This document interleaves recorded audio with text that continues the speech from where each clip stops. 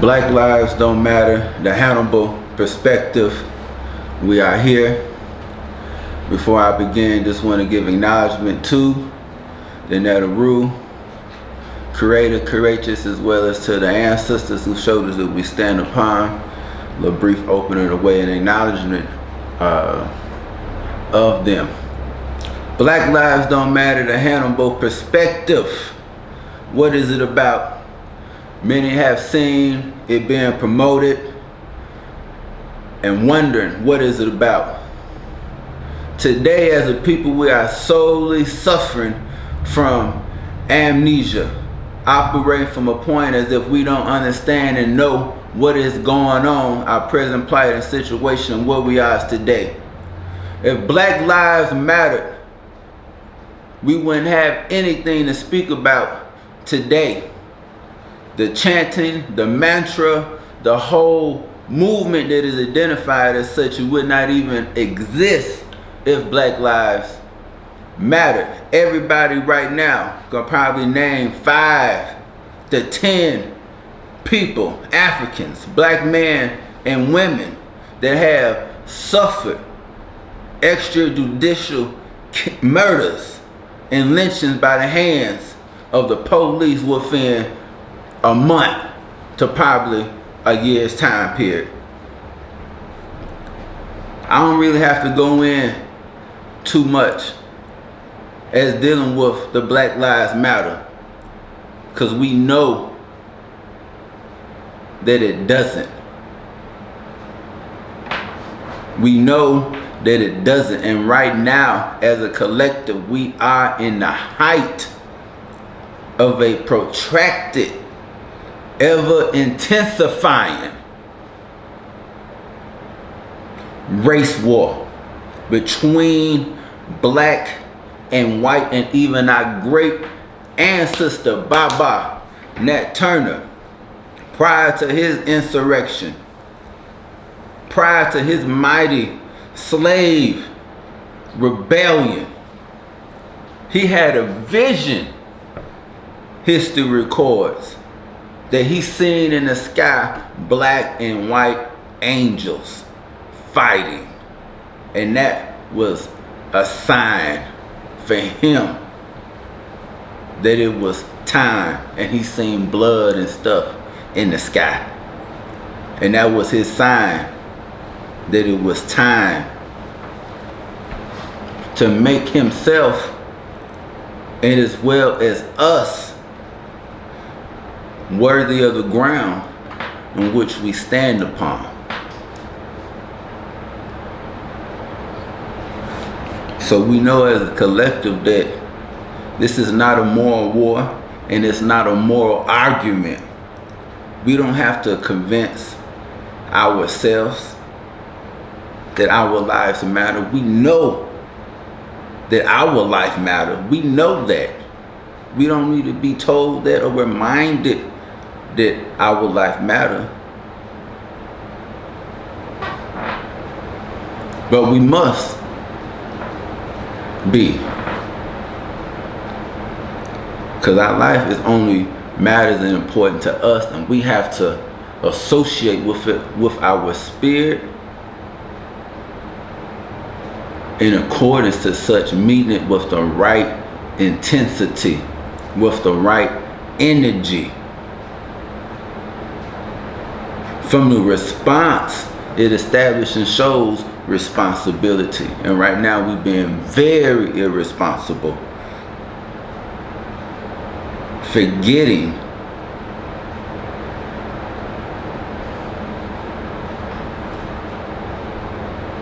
yes, I'll say too much Marvin Gaye, too happy, and questioning and asking ourselves what is going on. Why is this? Why is this happening? What is this? Power is in the memory, and when we forget or act as if we don't know, when we act as if we done forgot our history and our past, and that's what it is that we come from, this is what it is that we have. When our history It's not even that far away. The past just was yesterday. So we have to totally reconcile with that today is based upon yesterday. And tomorrow is based upon today. And the future will be based upon the now. We have an epic time as a people, which I want to come back and get into that. But going through this subject through the eyes of the great Hannibal Bacra,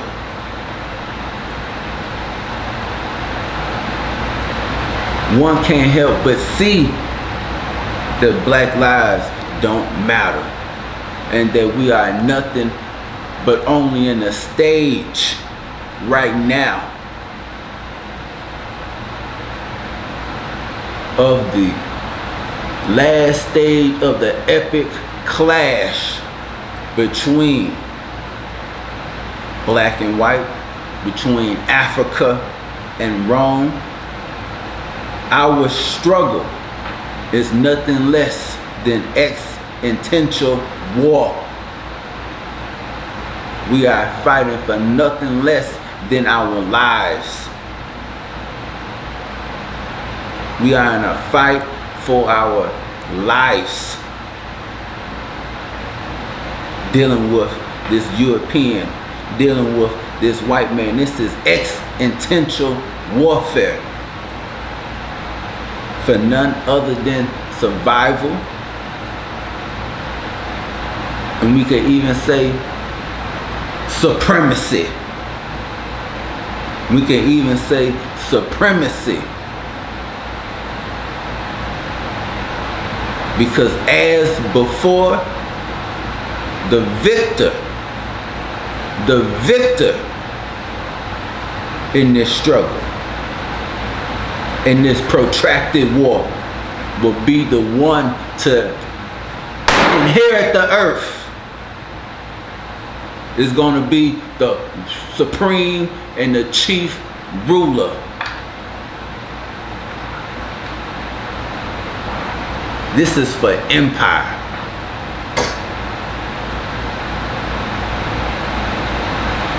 And this right here is the fourth quarter for the African and for the members of our holy black family. This right here is our fourth quarter. We have no choice and no option but to push this ball home and across the line or face perpetual doom. And not no second class citizenship, no class ship.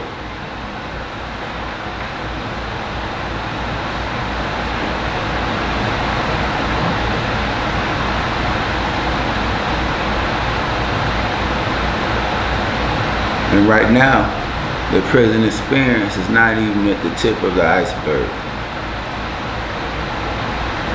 We wondering why things is happening. Why is it seeming like it's apparently jumping off of we being targeted and executed and murdered by police? We wondering why.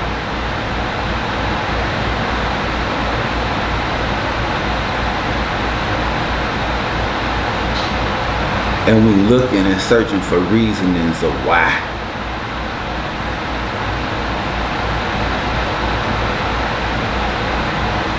Plainly put, it's a psychogenetic war that we are in and experiencing as a people. It's psychogenetic.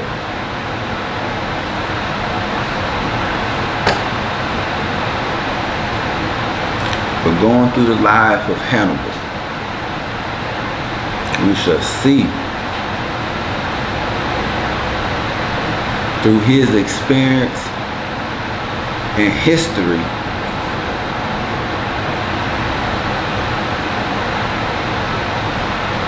how much is a black life.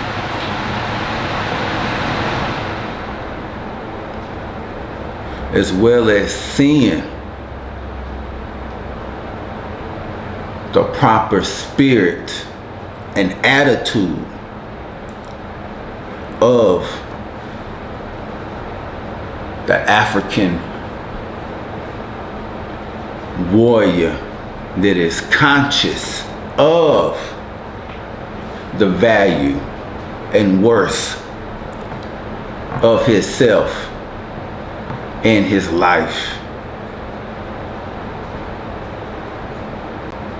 Hannibal not only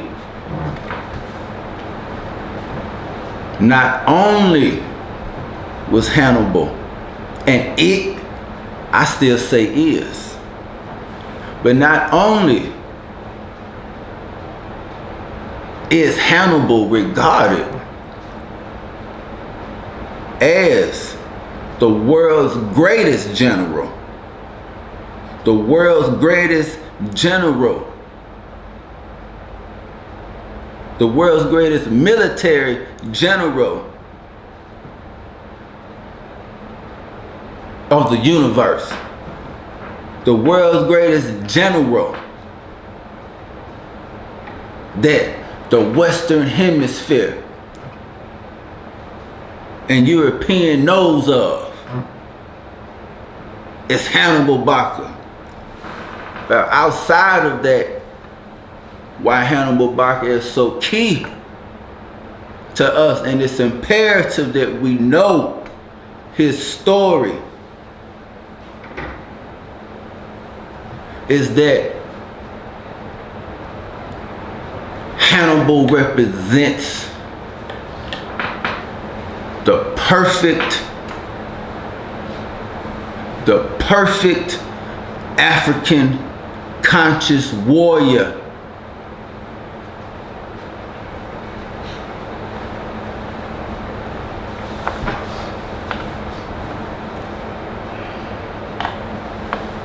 I feel very deeply about Hannibal.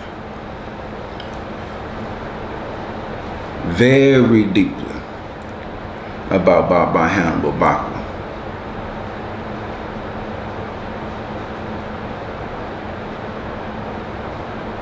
When I reflect over Hannibal Bacra, it's hard.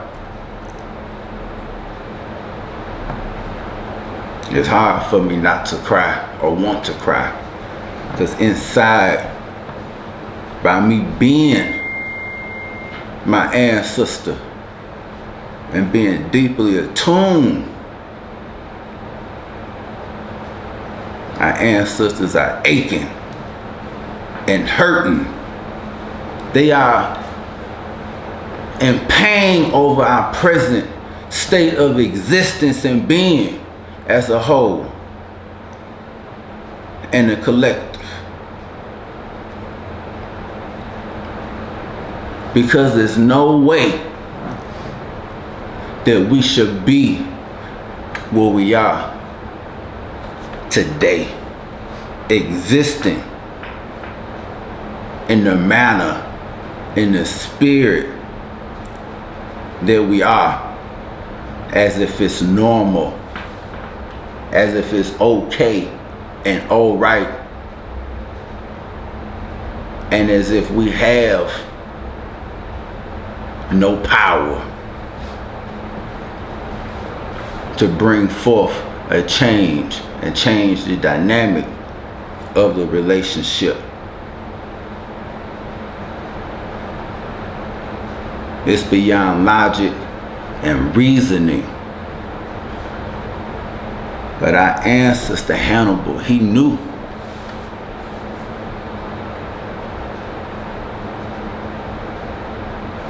He knew.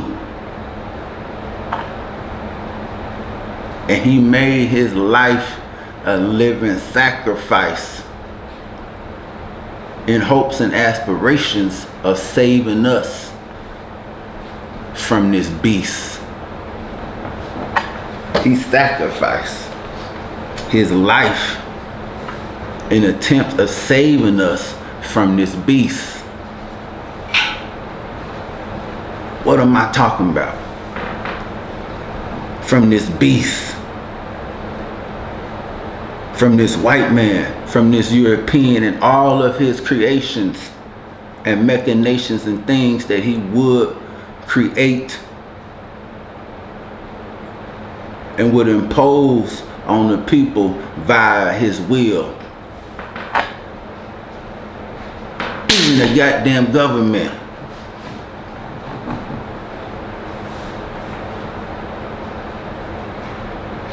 So he sacrificed himself, because he didn't have to do the things that he did in relation to taking up liberation struggle, black power and liberation struggle. He didn't have to, because the family and the lineage that he was of was a very powerful family named the referred to as the Barcides or the Bacras, Bacra, B-A-C-R-A.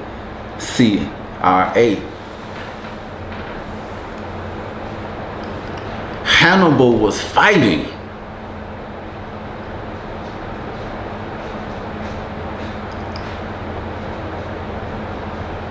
for the whole of Africa and every future African.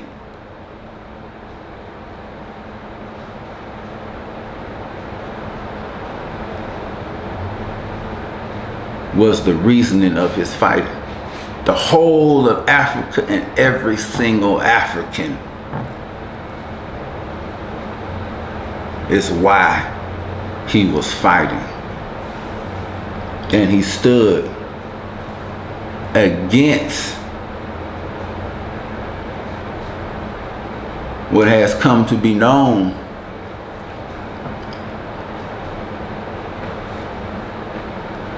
as the world's greatest empire, or one of the world's greatest empires. Talking about Rome. Talking about Rome.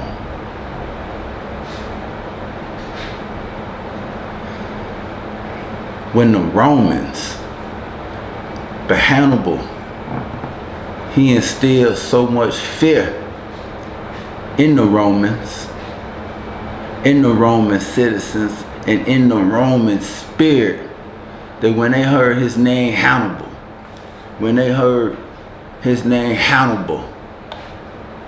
they would shake. When they heard, they would scare him using the saying Hannibal ad portas, Hannibal at the gates. Whenever they heard that name.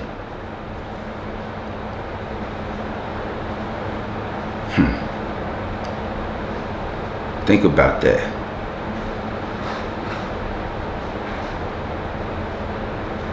But Hannibal knew.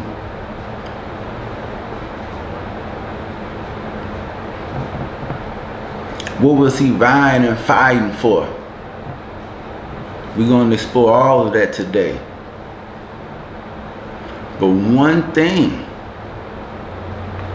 that Hannibal knew and understood about the Roman was that the Roman and this white man or European is something that is insatiable, incorrigible. Its nature is wild, cannot be fixed, and all that it knows is dominance, control, warfare, and subjugation. He knew that this European, this white man, and this Roman, with it, that there shall be no such thing as coexistence. He knew and understood that with this Roman, this white man, and this European, that it's only conquer or death.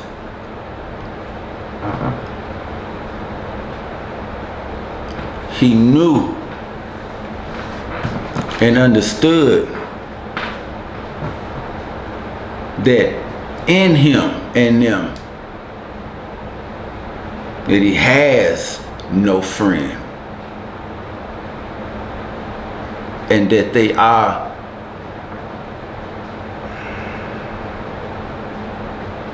we could say sworn or bitter or avowed enemies. But primarily that there'd be no coexistence.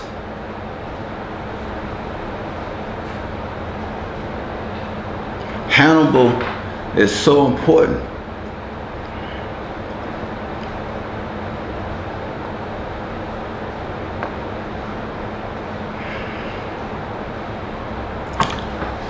One of the big reasons why he is so important and what it is that we're enduring today is so inexcusable. No rationale, logic to it. We are today in the middle. We done came through a civil rights stage, which came from the Civil War stage. Slavery and etc. But in 2021, we are still, as a people, fighting and preparing to just wipe the slate clean and forgive this white man, this Roman, and forgive this European of everything they have done and still perpetually are doing to this day. We are ready just to dust ourselves off again and just give forgiveness and go about fighting and moving as if we are fighting or preparing ourselves just to fight a civil rights movement.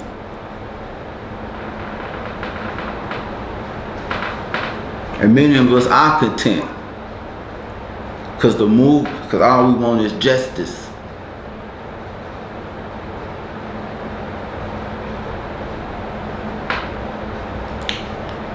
We still proclaiming I am a man, equal rights, human rights, going through these extrajudicial lynchings and murders.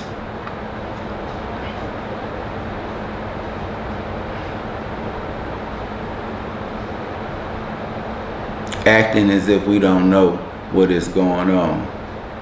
Committing treason against our ancestors. Committing treason against our ancestors when we act as if we have forgotten and we don't know.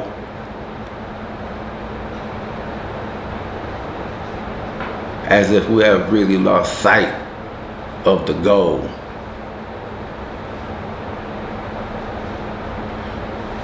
But the sad thing is this: if we thought like slaves, then we wouldn't even be slaves today, because the slave is focused and knows he or she only destination is liberation and getting free. And we being loved and rocked to sleep in the depths of darkness, suffering from not operating with contact of our memory.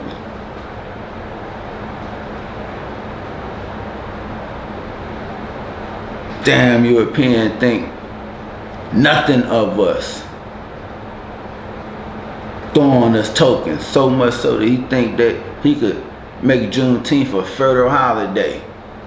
Africans been celebrating that since we created it, since the beginning.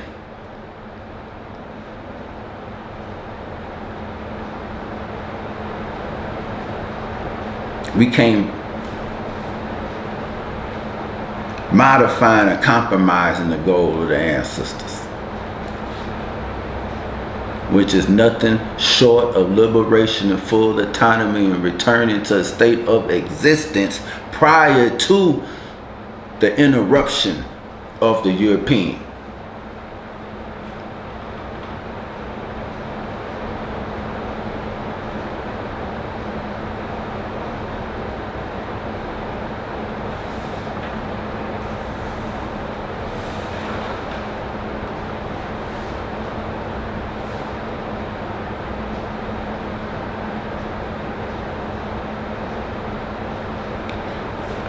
We can't be no slaves again. We can't do no slavery, family. We cannot do slavery. We cannot re-experience and literally live what our ancestors endured during the Holocaust, during the Ma'afa, what they euphemistically refer to as the transatlantic slave trade.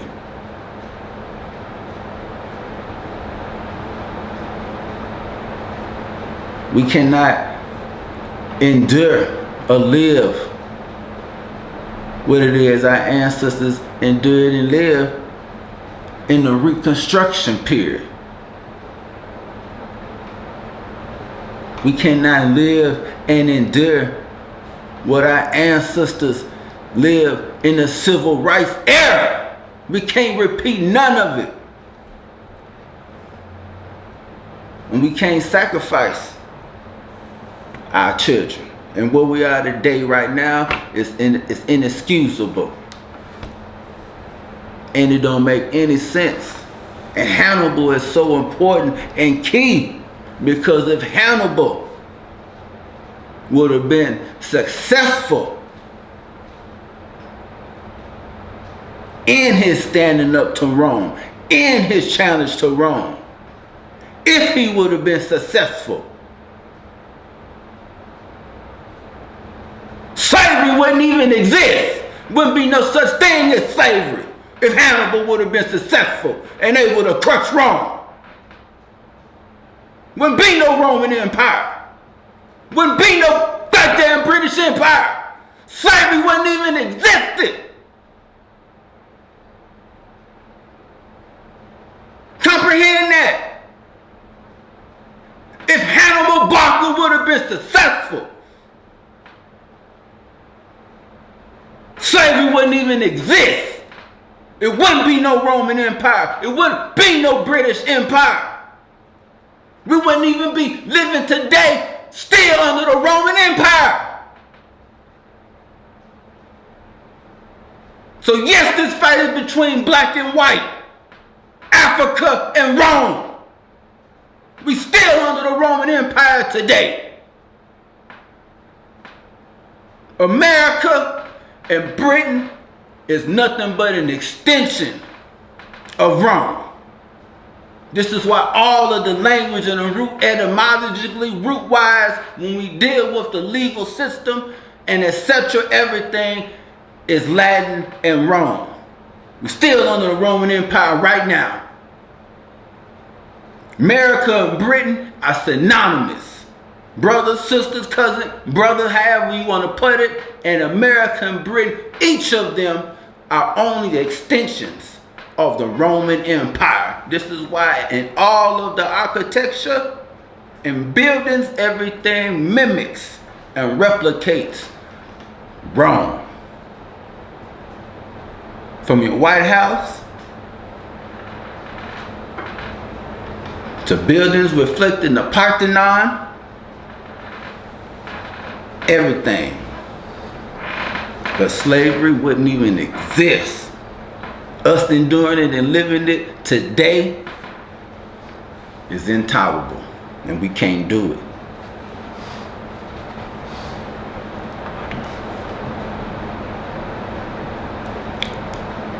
See, this white man and European know about Hannibal. They revere Hannibal all throughout West Point Military Academy, top military schools across the globe, the universe. They revere and worship Hannibal. The same way the Greeks and the Europeans went on to revere and worship Imhotep and deified him as a god and as a real father of medicine and a master builder, first master builder, credited with building the first stone structure in the world. They revere Hannibal Bacra in the same light, in the same way. Never has Rome ever known an opponent and a foe, an arch enemy, or a challenge or a trial as they found in Hannibal Bacra. Do I need to emphasize that Hannibal Bacra, yes, he was and is still African to this day. He's still African. Hannibal Bacra was an African from Carthage, modern day Tunisia.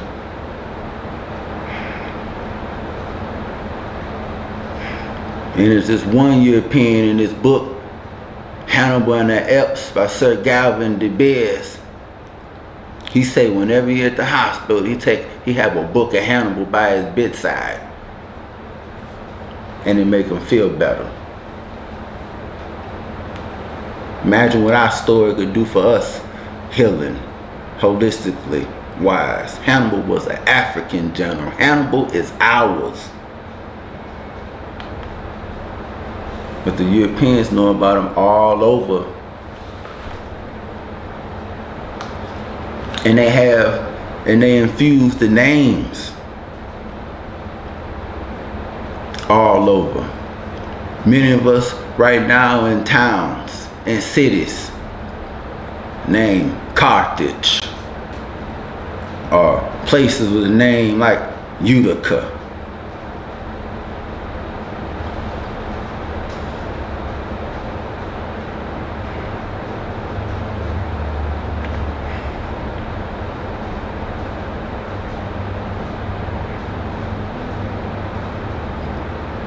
Hannibal Bacra was born in the year 247.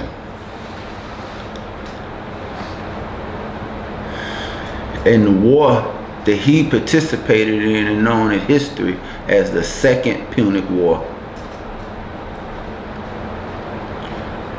And the Second Punic War was from 218 BCE to 202 BCE. All together, we have, it's a total of 3 Punic Wars. And these Punic Wars and the struggle between Rome and Africa, the Punic Wars, we're looking at nearly 145 years.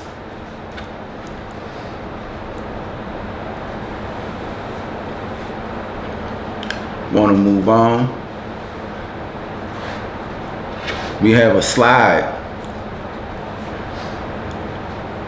This image that you all can see of Hannibal.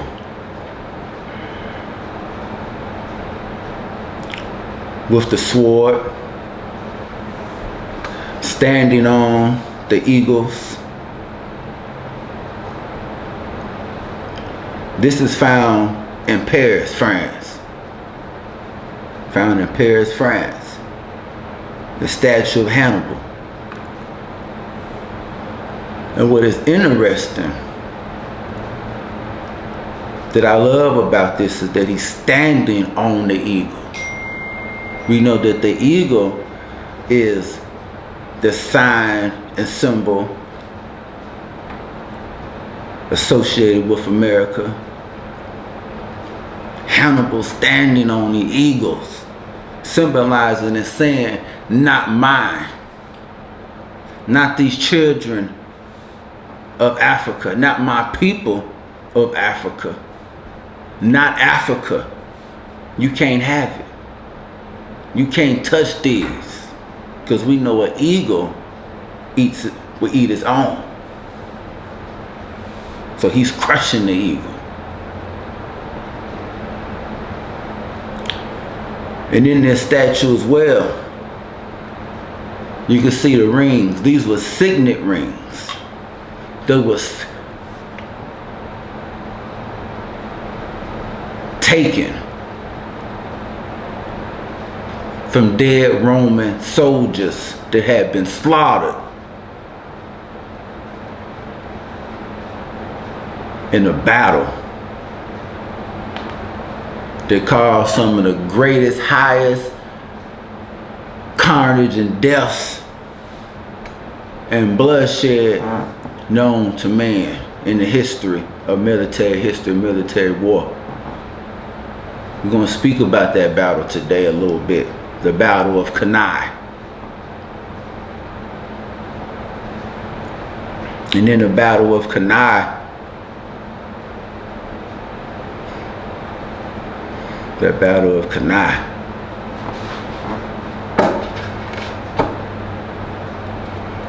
Romans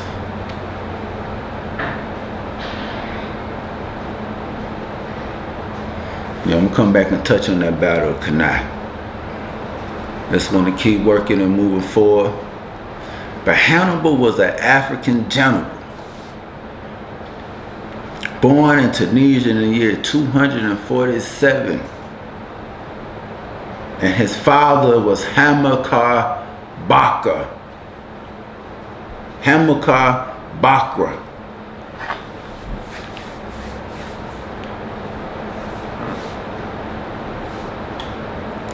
And his father, Hannibal Bacra, also was a general, a leader in the Carthaginian military, and took place in what is known as the First Punic Wars. And the name Bacra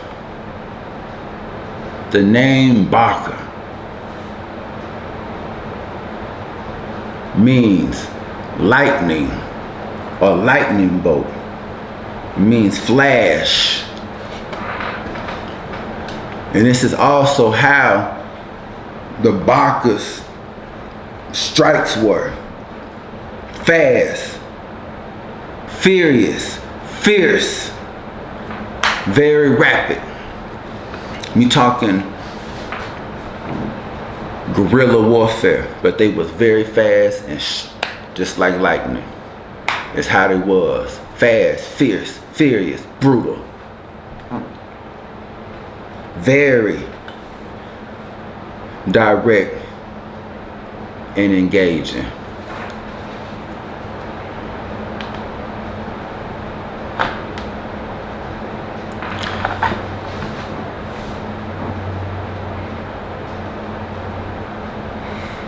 Before I go on, really I have to speak about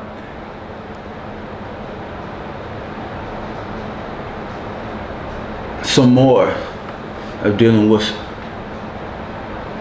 Hannibal Bacra and the Bacra's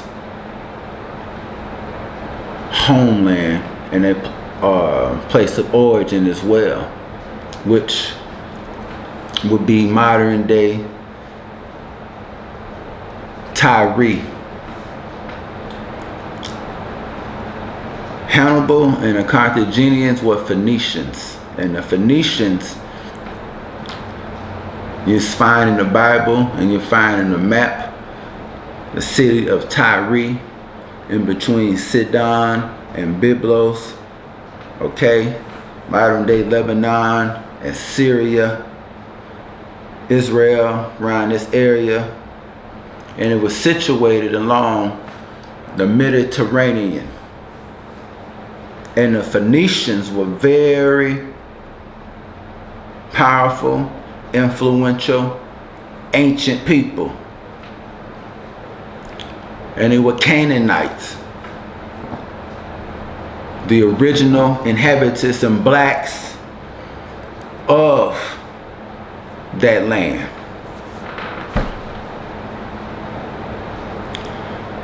But the Phoenicians, they ruled the sea They ruled the Mediterranean. They ruled that whole area, pretty much of Greece, Northwest Africa, Spain, Sicily, Corsica, Sardinia, places in Portugal, Turkey, just all over. They had what we would identify as known as city towns, or we could say states and ports, but they owned and ran and controlled the Mediterranean. They were big time traders and merchants, and they controlled the water. They controlled the navy. They were superior when we deal with naval fleets. We deal with ships. They were expert shipbuilders of the triremes, okay, and the quinqueremes, okay.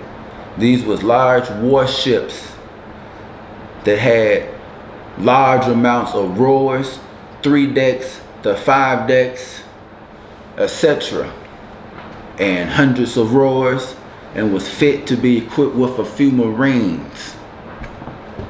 All right, but they was famous exporters, traders, and merchants, and they ruled the whole Mediterranean area. The Phoenicians, and they are credited with the founding date of 2000 to about 2500 BC. It varies, it depends, that they place the Phoenicians dealing with Tyre, BCE, and they are said, and they later moved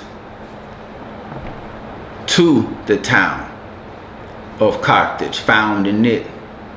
And a lot was going on during this time period, but the Phoenicians and the Carthaginians was able to withstand during this time period. To give you a little understanding, insight to the world during this time period, they was attacked.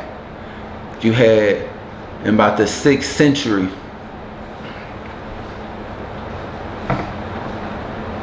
you had the Babylonians, and if I'm not mistaken, it was Nebuchadnezzar II, as well as in the late 4th century, Alexander the Greek had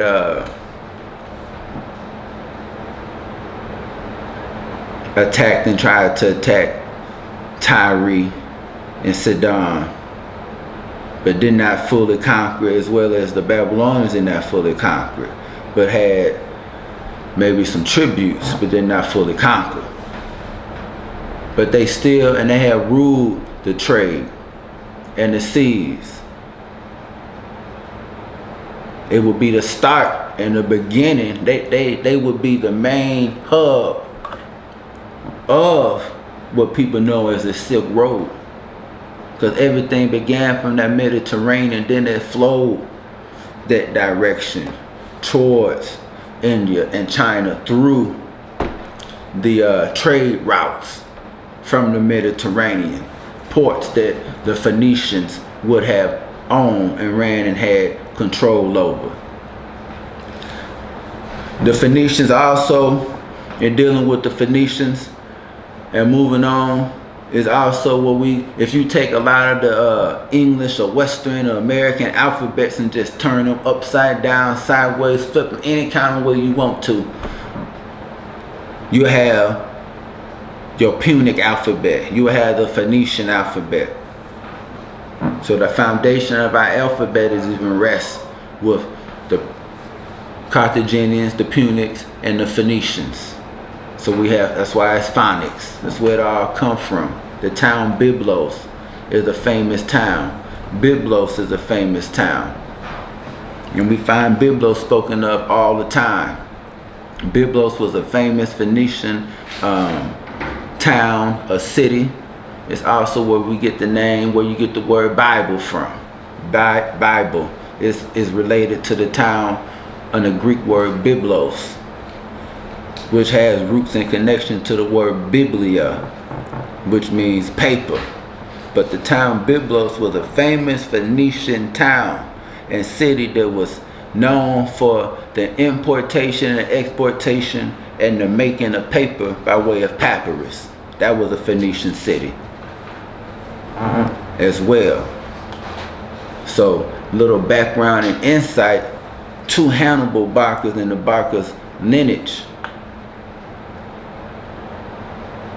There's another statue right here of Hannibal Bacra coming up, and this statue is found in modern day Carthagena, Spain, which the Phoenicians had, or the Carthaginians had founded the town, and then it was called Nova Carthago, New Carthage. They founded this town, Carthagena. The Bacras did. It would have been Hannibal Bacra and his son-in-law, Hannibal the Fair. But why is this statue of Hannibal right here in Spain? And Spain is considered to be a European country. But all too many of us, we don't know nothing about Hannibal. I'm showing you how they revere Hannibal, the importance of Hannibal. And even the town Barcelona is named after and in memory of the Barci family. Barcelona get its name from the Bacras, because the Bacras, I would just define them as being, they was a wealthy, powerful Carthaginian family that would have been considered to be a part of the oligarchy. They ran it. And this is real history that I am sharing with you all, and you could go back and look and verify a lot of the things that I'm sharing with you myself. The great thing about African history is that we could verify it. African history and our archaeology, artifacts, remains, okay, and bodies, tombs. For some reason, I say time, you know, the earth, nature, right, seem to preserve our tombs and allow them to be found, where a lot of the biblical stuff dealing with the biblical patriarchs, and even you can't find the stuff, you read about them, but the stuff is never found. So a lot of, you could look up the richness and the power and the magnitude of the Phoenicians. They have tombs such as King Ahriman, Abibal, Itobal, and even Hiram goes through this line of being Phoenician and a Canaanite, dealing with the biblical text. So this is real history that we have on our side, and it's key. And dealing with this history and our story, that I want us to really grasp and understand that if Hannibal would have been successful in challenging and opposing Rome, there wouldn't be no British Empire, wouldn't be no Roman Empire, and slavery would be non-existent. Just as Charles Martel stopped the spread of Islam to the west, that's our Hannibal. That's our Hannibal. It wouldn't be no slavery. Us existing in this present state and our present reality makes no sense from the time period of Hannibal to the present today, we are talking about 2,000 years of protracted warfare, of clashing and fighting and trying to get untangled and free from this white man and dealing with this European and dealing with this Roman. This is why it's silly for us to be breathing and moving in any other spirit and manner besides complete liberation and moving for autonomy and the real fruition of our ancestors.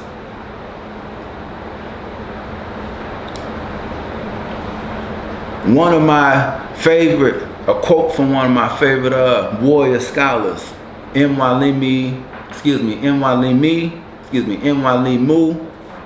Bomani Baruti. To empower oneself or to empower one people is to make yourself worthy of the ground upon which you stand upon.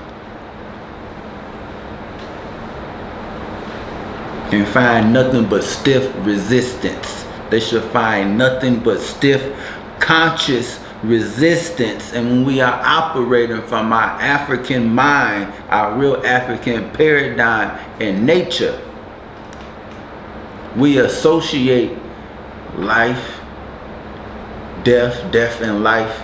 It's all synonymous in one. So we are able to move in a spirit of sacrifice and altruism, giving ourselves for the whole, for the greater collective, for the greater good, understanding that our survival and power rest in it. As Africans, we face death with a consciousness that allows us to choose how we are going to walk while we are here, irregardless of what happens and transpires, fully knowing that the power is in the example. Fully knowing and understanding that the power is in the example. And that our children and offspring can only be as strong as their DNA.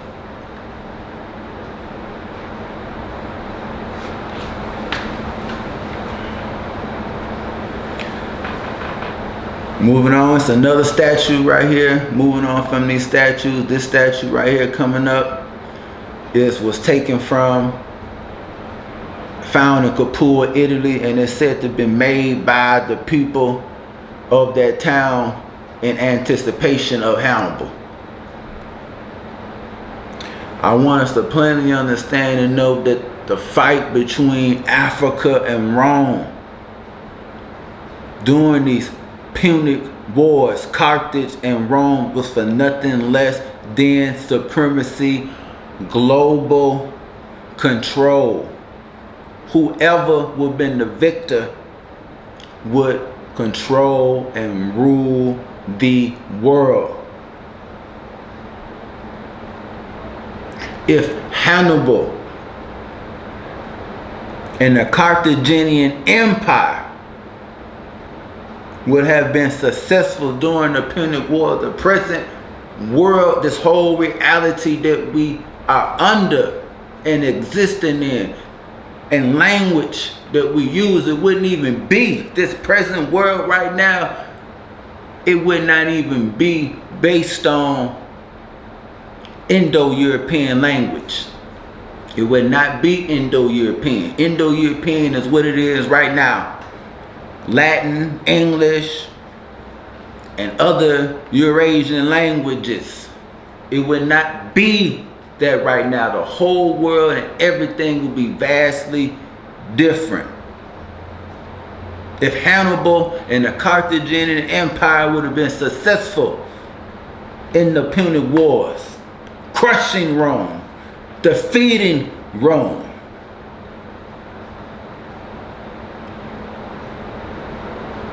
everything right now, it would be, I would say, Punic,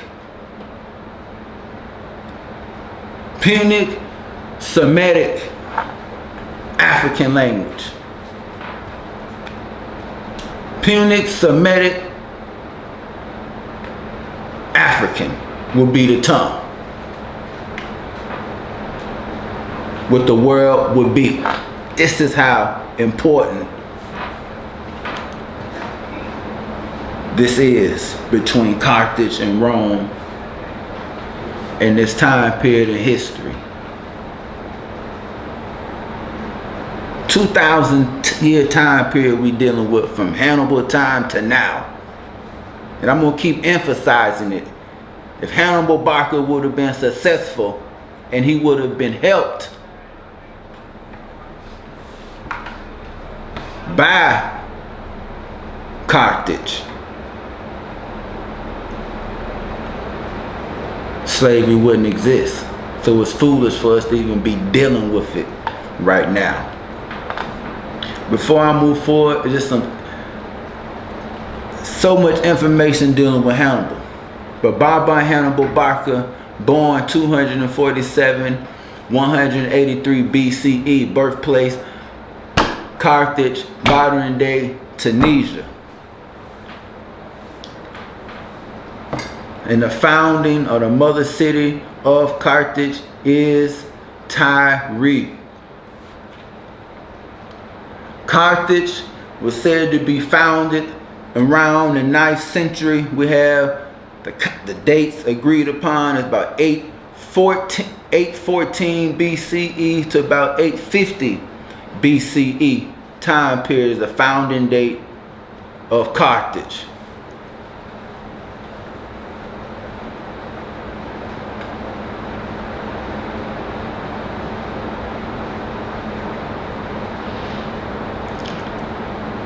But Hannibal was fighting for the survival of the whole of Africa and all of the babies and all of the children, all of the future progeny and offspring of Africa and blacks of Africa, period. He seen all of it and knew.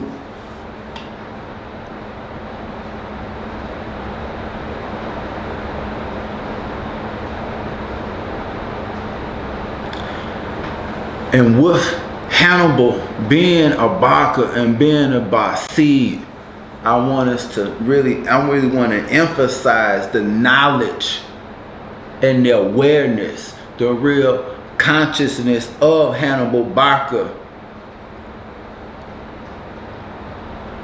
with being in tune to the pulse and the manipulation and the real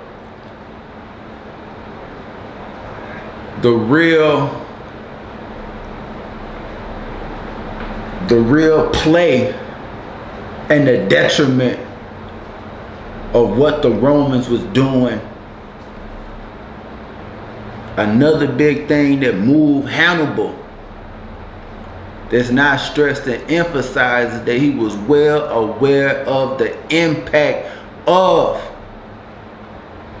and the manipulation of the Romans against the psychology and spirit and mind of Africans and their attempts to write Africans out of history. He was conscious of the attempt to manipulate the history and control the narrative and writing Africans out of history. He was part of the Bacra family, so this means that Hannibal was trained in the Greek knowledge and lore and philosophy and mythology of the Greeks and Romans. He had Greek tutors. And he knew and was in tune with the tales of the mythology and the knowledge and the history.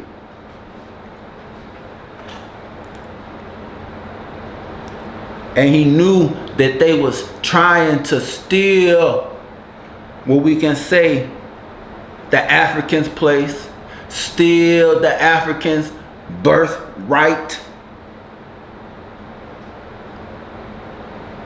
and even emulate the stories and characters of the Africans, claiming them for themselves. Claiming them for themselves.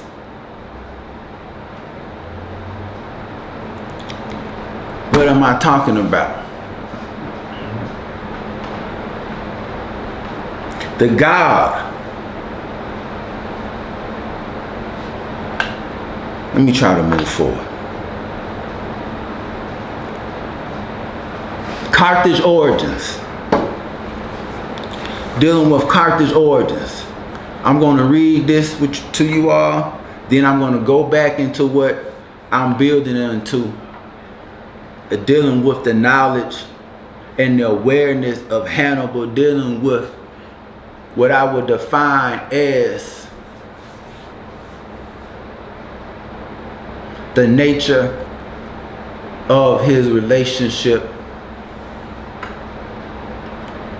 to the whole, as well as his understanding and the lies and deceit and manipulation of the Romans. The origins of Carthage. According to tradition, the husband of Princess Elisa of Tyre was killed by her brother, King Pygmalion.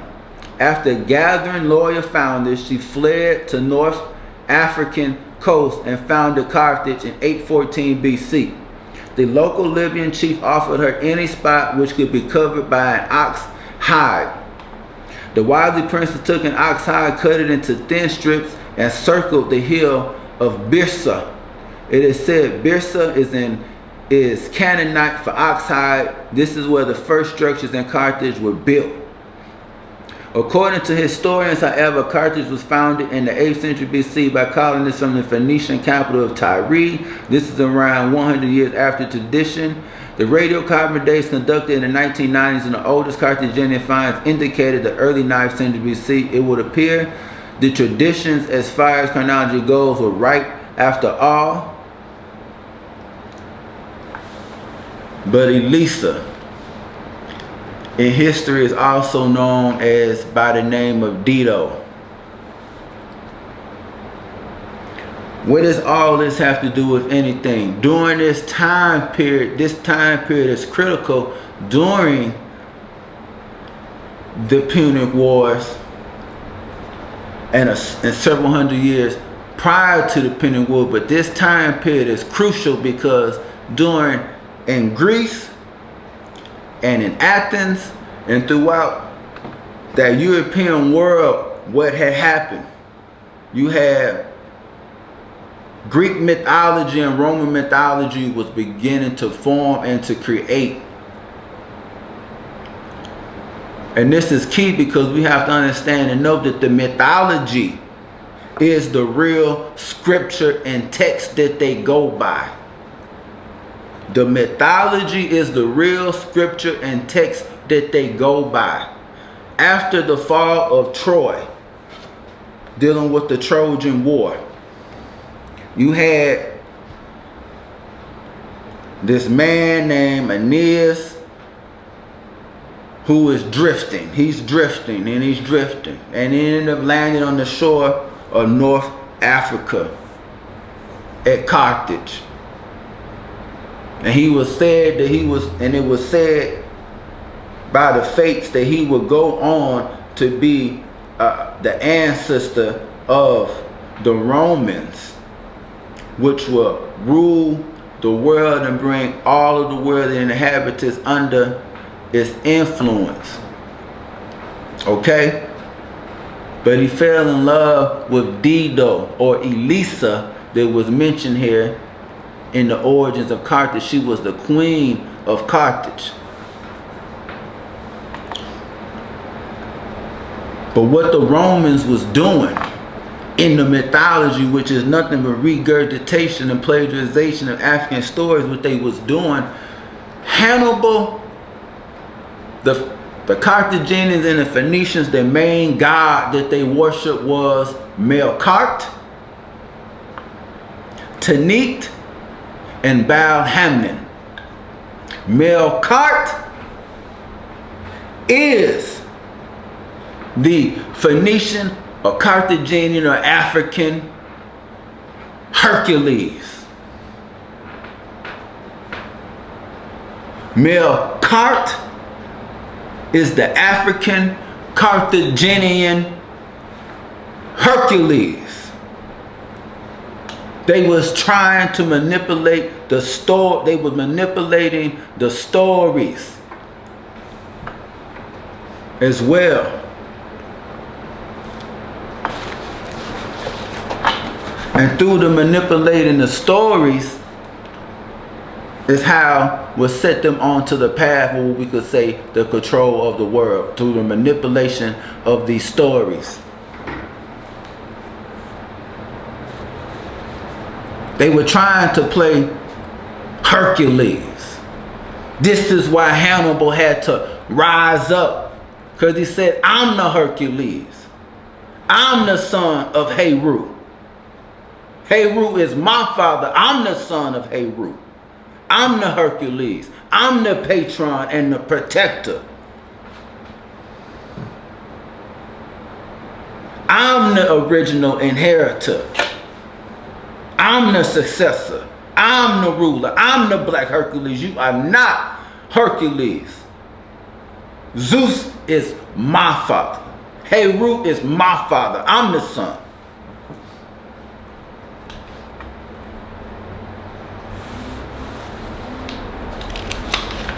That's one reason why he had to marry, because they were trying to write us out of history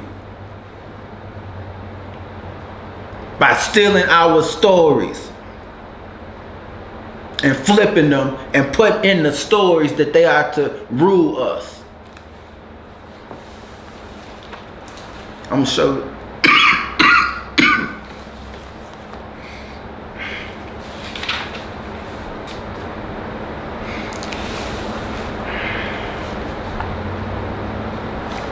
So we have in the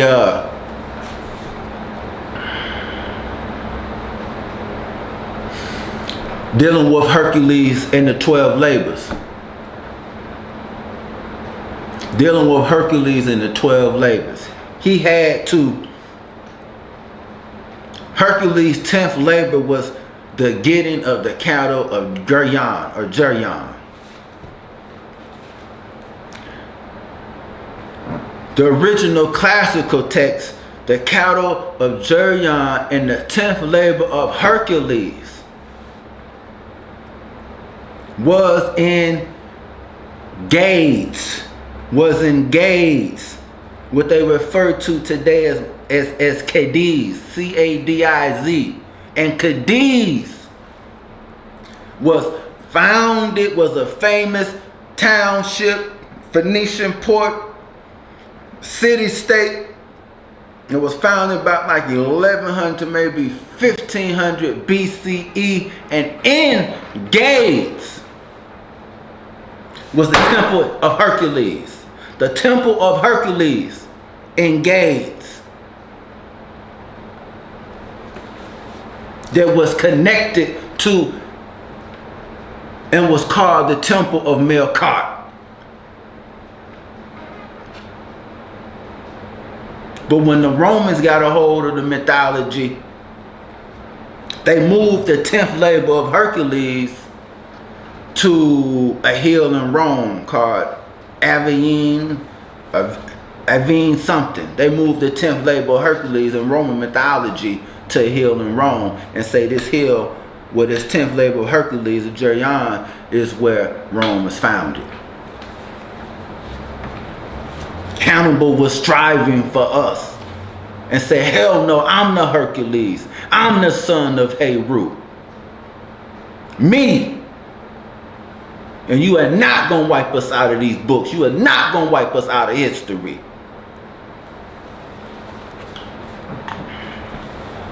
Got this book in my hand, might as well share it with y'all. This right here, Edith Hamilton, Mythology. I'm going to read some out of it. She knew that Rome, which was to be founded by men of Trojan blood, although generations after Aeneas, was destined by the fates to conquer Carthage someday, and Carthage was her pet city, beloved by her beyond all places on earth.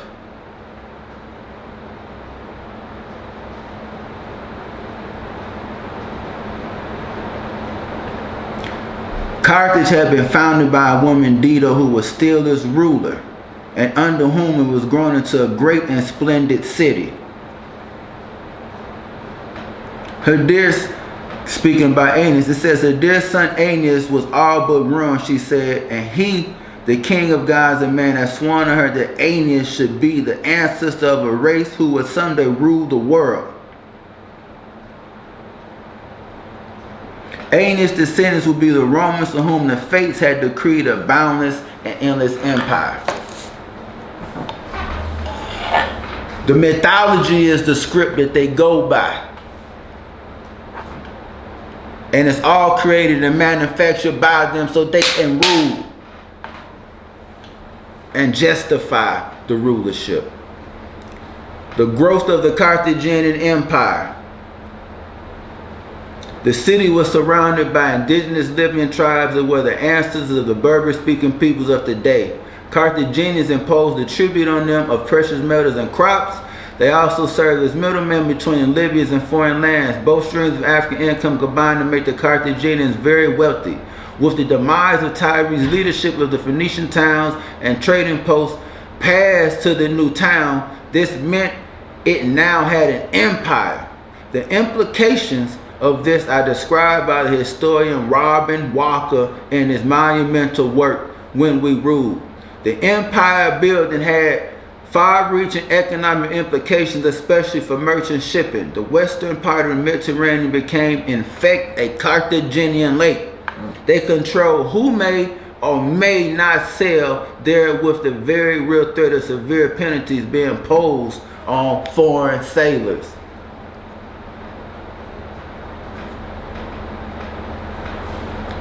Coming from black civilizations of the ancient world, Empire of Carthage, a new Bantu. The mythology is the script.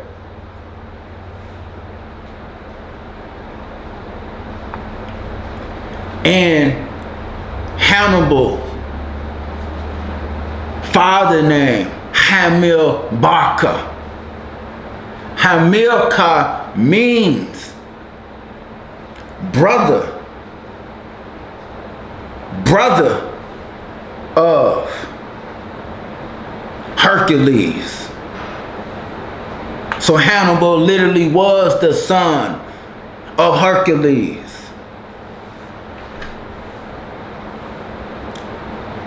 And he said, I'm the Black Hercules. I'm the son of Heru. I'm the divine protector and patron of this world, of this earth, of me, not you.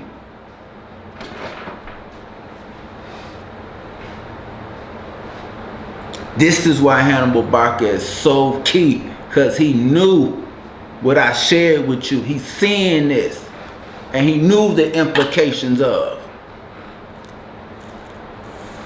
It all was written, we could say. So one thing that we must really understand and grasp about the Roman is that with the Roman, and what made the Roman powerful is that they adhered to the concept and ideology of the Roman. Nothing being higher than the Roman, nothing being higher than themselves, no image higher than themselves, nothing higher or greater than themselves.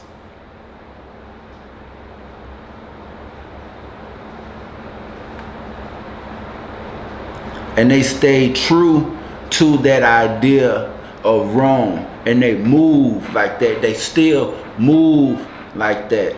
In the Roman mind, they are right. Might makes right. They are not wrong. They cannot be wrong. That which they have is superior, and it's the greatest and the best idea and the best way for man.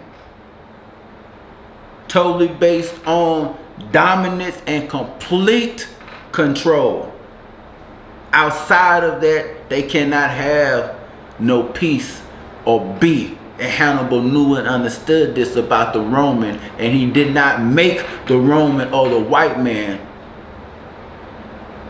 or create excuses or look at them any other way than being a devil or a beast or a pestilence, and honoring that with them it would be no coexistence or no peace. So he baptized himself in the Holy Spirit and fire of rebellion and revolution to embrace sanity.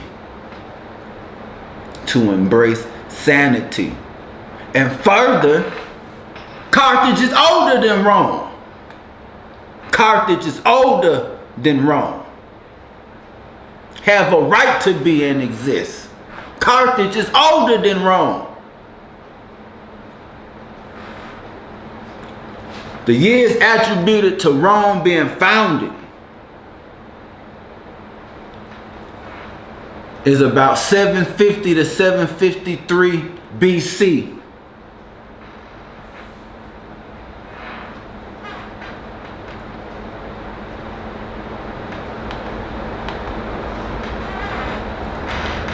Rome founded very late in time. Carthage was first. Carthage was a ruling empire before Rome even existed or was. It was the power of the Mediterranean and that known world, and of the known world at that time. Carthage. Carthaginian empire spheres of influence. All the way from North Africa, Carthage, Libya, Algeria, Spain, various parts of Italy, Corsica, Sardinia.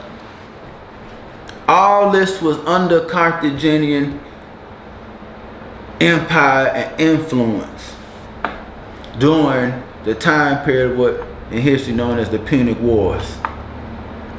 But Carthage is older than Rome.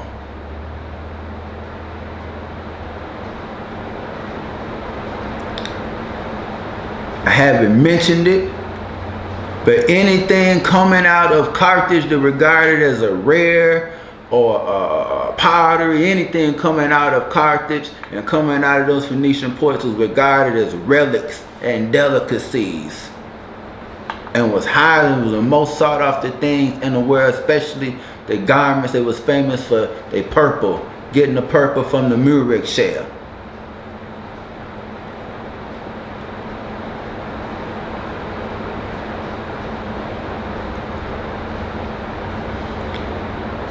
And then, just as today, the #1 clash in war is still between Africa and Rome. It's still between the black and white. It's still the same energy working, that's in motion, that's ruling, that's oppressing, that's doing the extrajudicial assassination and killings. All these systems, everything, it is all one. When you deal with America, the papacy or the papal office has more authority or power than the papacy. When you deal with the word Catholicism, it means universe. When the Pope comes to the United States, everything stops. They don't cry for the president and well, they want to kiss their foot. It's the Pope. The Pope is the head of all Western powers and government. Still dealing with the same energy. Carthaginian Empire spheres of influence. Hannibal was the Hercules. The god that they called upon, Melkart, was the Tyrrhenian and the African Hercules. Dealing with comedic science, the Hercules is Hershaf. These is African stories, and they was claiming these stories and writing in their mythology that is destined for them to rule Africans in Carthage, and a Roman lost person from Troy landed on Carthage and fell in love with Dido. That's exactly what happened. Whenever the European finds us, stumbles upon us, discovers us, he is immediately smitten and in love. And wherever he leaves nothing but a trail of bloodshed, dominance, murders, and have to move to take over. Can't let anything just let people be, societies be, cultures be. Early treaties between Carthage and Rome. Early treaties between Carthage and Rome.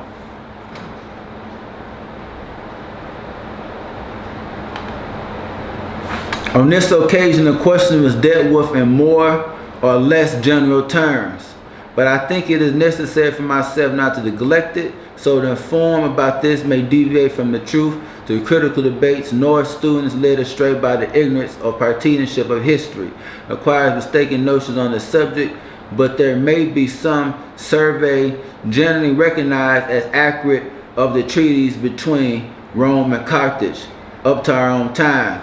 The first treaty between Rome and Carthage dates from the consulship of Lucius Junius Brutus and Marcus Aurelius, the first consuls after the expulsion of the kings, and the founders of the temple of Jupiter Capitolinus.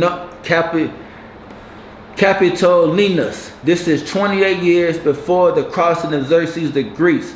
I give below an accurate rendering as I can of this treaty, but the ancient Roman language differs so much from the modern that can only be partially made out, and that after much application. But in this treaty, and this treaty was signed in the year 509 BC. You have this. It reads, the treaty is more or less as follows. There is to be friendship between the Romans and their allies and the Carthaginians and their allies on these terms. The Romans and their allies not to sail with long ships beyond the fair promontory, unless forced by the storm or by enemies. It is forbidden that anyone carry beyond it by force to buy or carry away anything beyond what is required for the repair of his or her ships, or for sacrifice, and he must depart within 5 days. Man coming to trade may conclude no business except in the presence of a herald or town clerk, and the price of whatever is sold in the presence of such should be secured to the vendor by the state. If the sale takes place in Libya or Sardinia, if any Roman come to the Carthaginian province in Sicily, he should enjoy equal rights with the others. The Carthaginians should do no wrong to the peoples of Ardea, Antium, Laurentium, Circe, Terracina, or any other city of the Latins who are subject to Rome. Touching the Latins who are not subject, they should keep their hands off their cities, and if they take any, shall deliver it up to the Romans undamaged. They should build no fort in land territory. If they enter the land in arms, they should not pass a night therein. This was a treaty between Carthage and Rome in 509. Carthaginians imposing limitations on the Romans in respect to travel.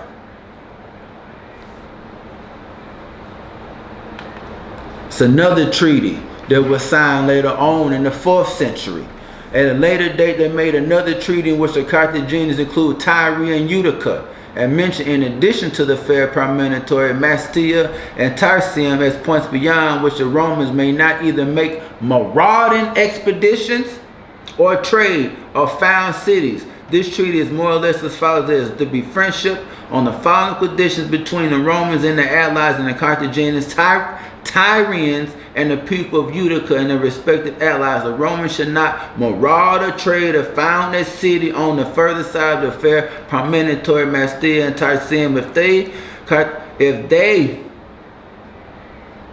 If the Carthaginians captured any city in Latium not subject to Rome, they should keep the valuables and the men but give up the city. If any Carthaginian take captive any of the people with whom the Romans have a treaty of peace, who are not subject to Rome, they should not bring them into Roman harbors. But if one be brought in and a Roman lay hold of him, he should be set free. The Romans should not do likewise.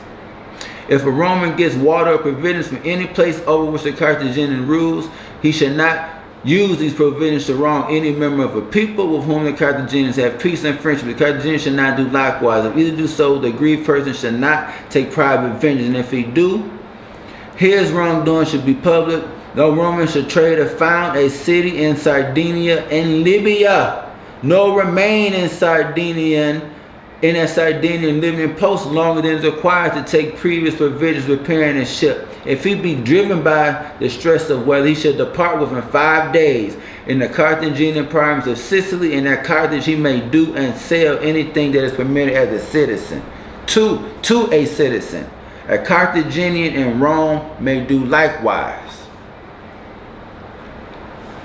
So we see the Romans were not an empire. They were not powerful, yet they were coming into being, and they had to follow and adhere what the Carthaginians said in regard to movement, trade, the water, ports, buying and selling everything.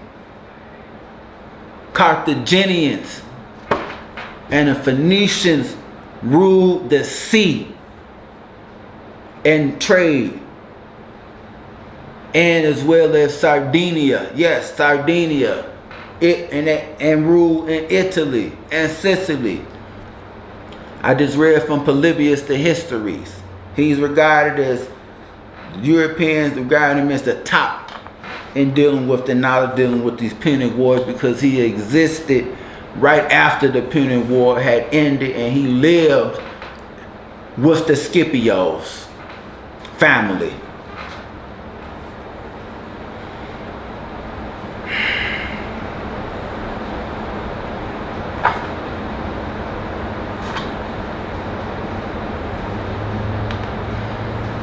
And even dealing with Sardinia.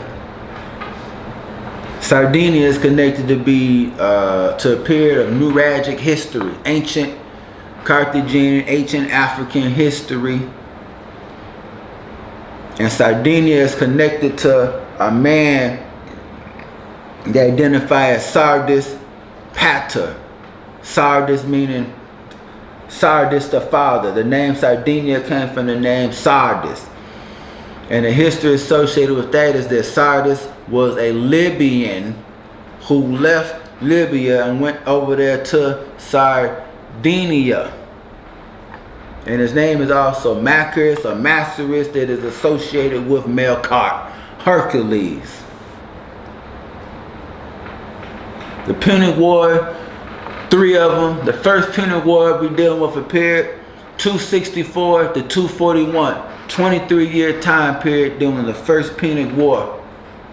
264 to 241, the third Punic War, 218 to 201 BC. And the third Punic War, 149 and 146 BC. These wars was very long, not a short period. We dealing with these wars being almost 150 years. With small periods or intermittent periods of peace. Hannibal, Rome's greatest enemy, Rome's greatest ever known challenge. What set Hannibal aside and really made him real distinct? We know that he crossed the Alps. But before I get into the second Punic War of dealing with Hannibal, I want to go over just a little bit and share a little bit dealing with the first Punic War. Because just as right now, and it always has been throughout history, that the greatest, biggest moments, the greatest intensity and challenge and clash and epic duel, the greatest battles of time recorded by man is always between black and white Africa and Rome. We know about Hannibal crossing the Alps. If we don't, we are going to become informed today. But prior to the second Punic War, we have the first Punic Wars, and these was big wars and showdowns that took place primarily on water. They were naval battles and wars. And one of the ones that is not spoken about, and that we need to know about, all wars and epic battle wars that are regarded as epic and historical, and the biggest have always took place between black and white Africa and Rome. We have the Battle of Agnomus, 256 BC. The Battle of Agnomus is regarded as the largest naval battle in world history, between Carthage and Rome. Largest naval battle in history, the Battle of Agnomus, 256 BC, during the First Punic War.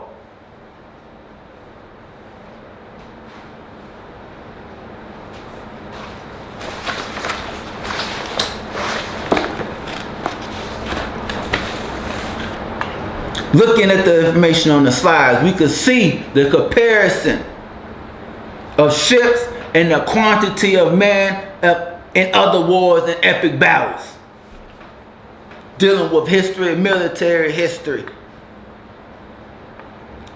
But this dealing with the Battle of Agnomus, 256 BC, a total of 680 ships and 290,000 men. 680 ships and 290,000 men.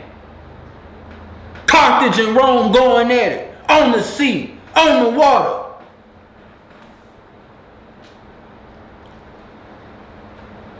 Fighting to preserve and keep Africa safe and all its inhabitants and all of that to come after. Fighting to keep the beast and the European out of Africa.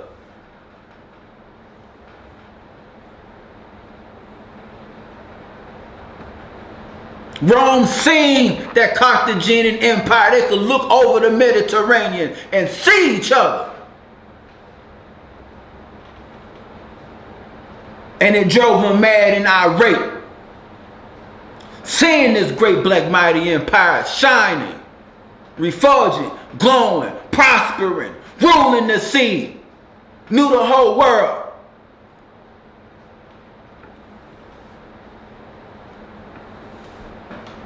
So they over there across that Mediterranean salivating at Africa, salivating and in mad and in a rage at the development and evolution of Africans.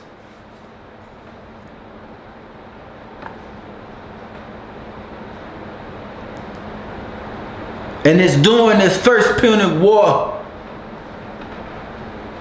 that Hannibal Bacra is really on the scene, dealing with these naval battles. But looking at these battles,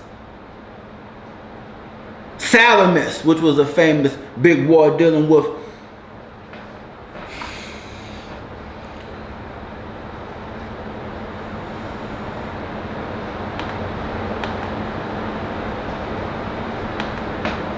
$600 to 700 ships and 200,000 men.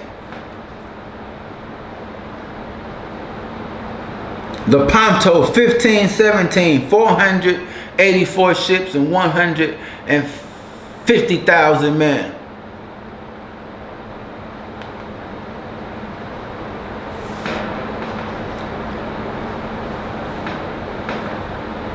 Nothing less than survival, rulership, supremacy, and authority. And survival is our struggle, about nothing less. But this first Punic War was all about the Romans scrambling and trying to make way into Africa, to try to take and control Africa and extend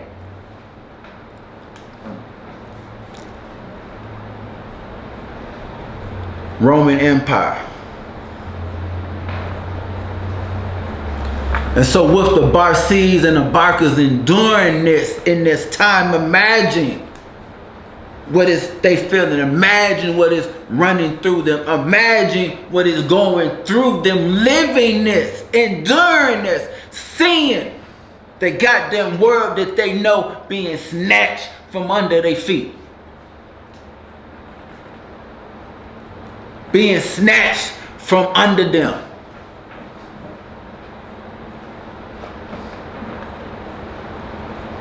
They observing this European up close, seeing the ravenous, seeing the avariceness, the salivating, the fangs, the treachery, the desire, the energy, the spirit. It knew.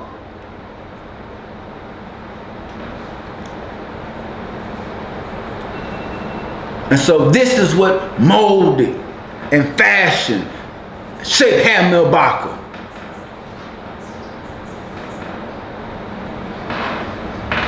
And in it,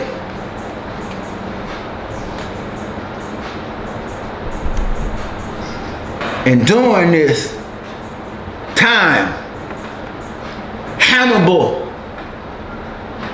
isn't born yet.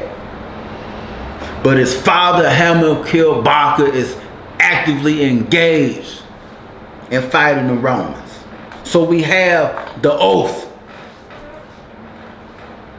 leading up during this time when Hannibal Bacra took Hannibal to Spain.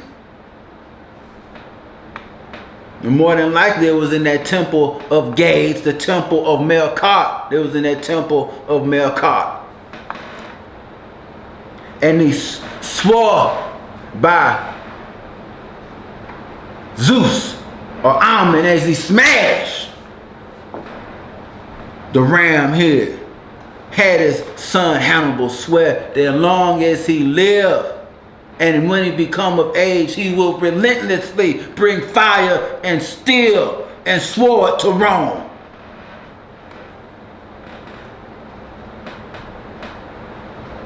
And that's what we have to do today. We were never supposed to let up on Rome. Never supposed to let up on the European. Because this is existential war for nothing but survival. And we have to manifest our destiny. And move in the same spirit and in accordance to. Not committing the treason against our ancestors. I think we got more. Mm-hmm. I'm gonna speed this shit up, man. That was treated. Yes, indeed, fam. I gotta keep emphasizing it, cause I fully believe within my being that if Carthage and Hannibal would have been successful during the Punic War with crushing the Roman Empire and sieging and breaching the gates of Rome and being successful, slavery wouldn't even exist. Wouldn't have no British Empire, wouldn't have no Roman Empire in the world. would not be Indo-European. It would be universally Punic, Semitic, African language and way and expression and culture, existence, etc., etc.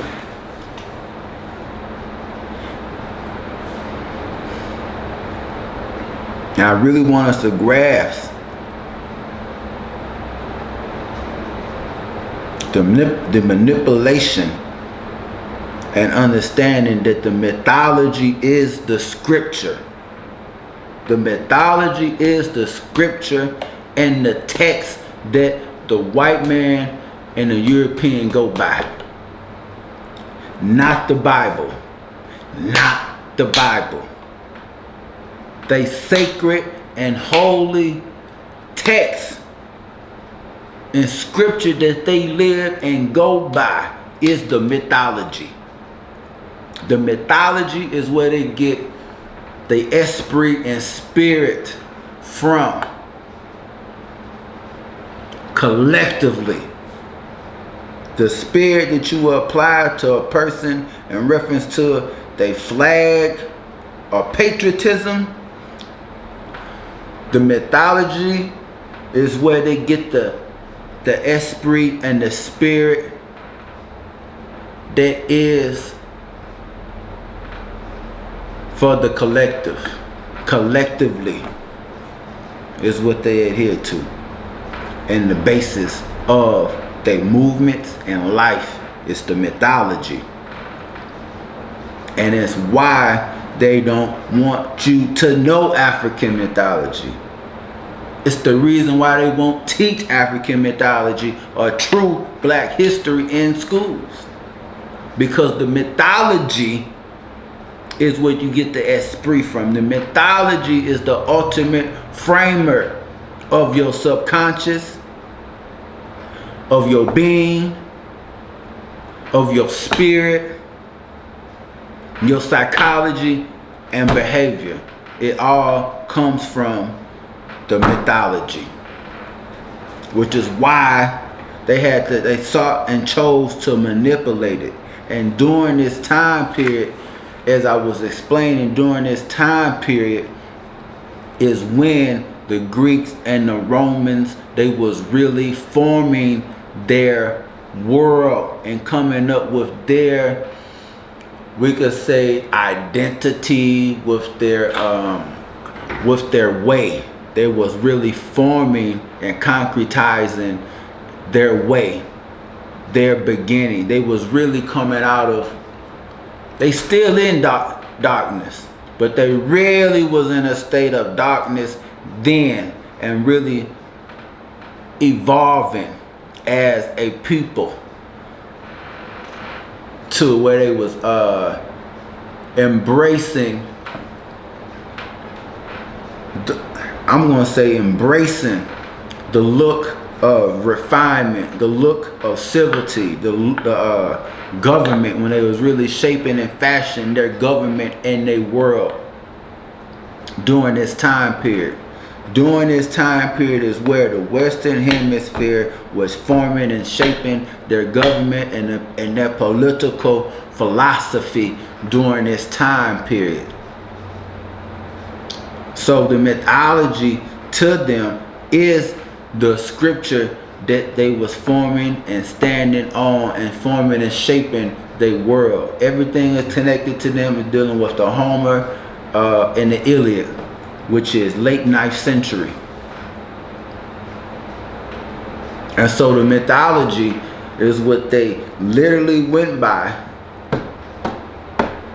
and said, this is what we're going to do.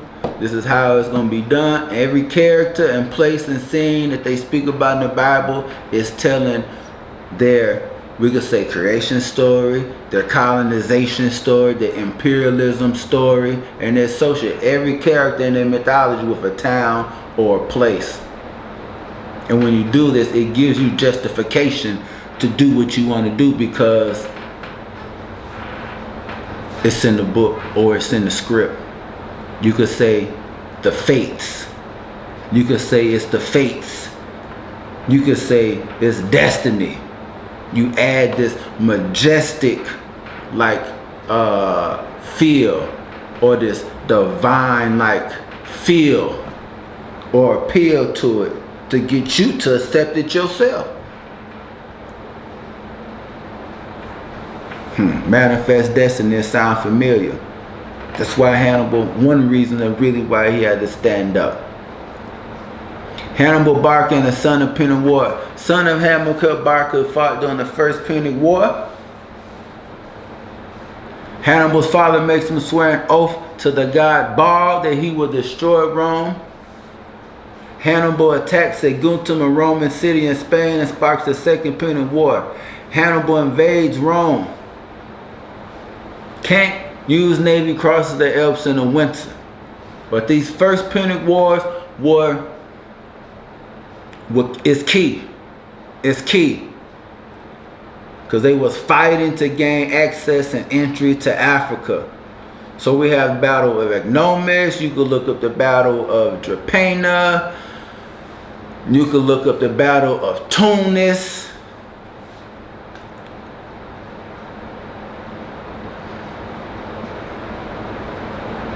I also have the Greek-Sicilian Wars, but it just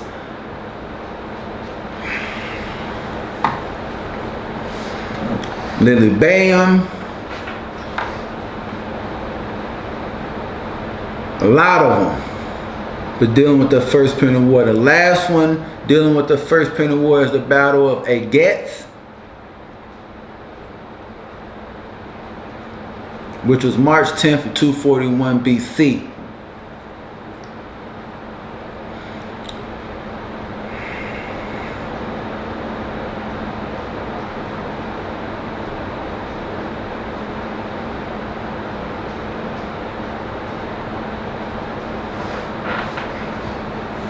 But dealing with the great enemy of Rome, Hannibal the Great, the numbers vary on the amount that he had when he crossed the Alps. But before I get into him, to Hannibal Bacra and dealing with this second Punic War, beginning in 218, I want to emphasize that the route dealing with Hercules and the 12 labors of Hercules, or the 12 labors of Melkart, right? The 12 labors of Hercules. Also with the Temple of Gades, or the Temple of Hercules in Gades, which was founded by the Phoenicians. I wanted to emphasize or point out that before Hannibal began and crossed the Alps, stunning and shocking the Romans doing that incredible feat, that he went to the Temple of Gades, or to the Temple of Hercules in Gades, or Cadiz, at the start of his journey. And the same route of Hannibal Bacra of crossing the Alps, the Ebro and the Pyrenees and everything else, it was the same route of Hercules in the 12 labors of Hercules, the exact same route. Okay? This Temple of Hercules, this Temple of Melkart, was a very important place and temple and center of the world. Especially centered around Hercules. Hercules is associated with the African Heru. With the African Heru. The Greeks associate her with Hera. With Hera. Hera is the ancient Greek god. She's a mother goddess.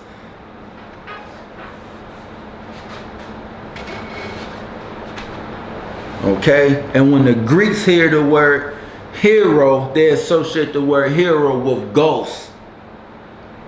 And we associate the word Heru. Hero is Heru. The one who answers the higher calling and is a sacrifice and a symbol to man So hero is associated with being a martyr and a living sacrifice to the truth and standing on that truth. Men and women of light. But the numbers vary from 60 to about 90,000 of Hannibal crossing the Alps, 12,000 infantry, 40 war elephants. Okay? But the thing is, as he crossed these Alps, you know, they people was definitely shocked with seeing the elephants crossing the Alps, crossing the Pyrenees.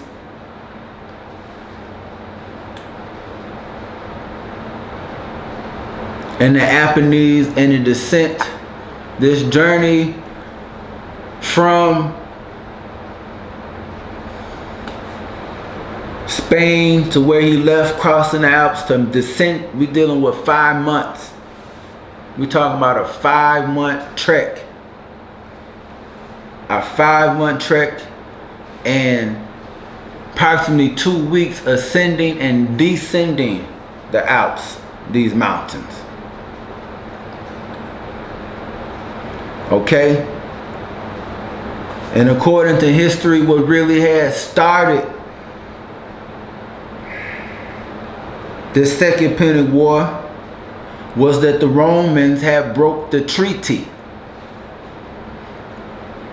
and ended up forming an alliance with a city that was below the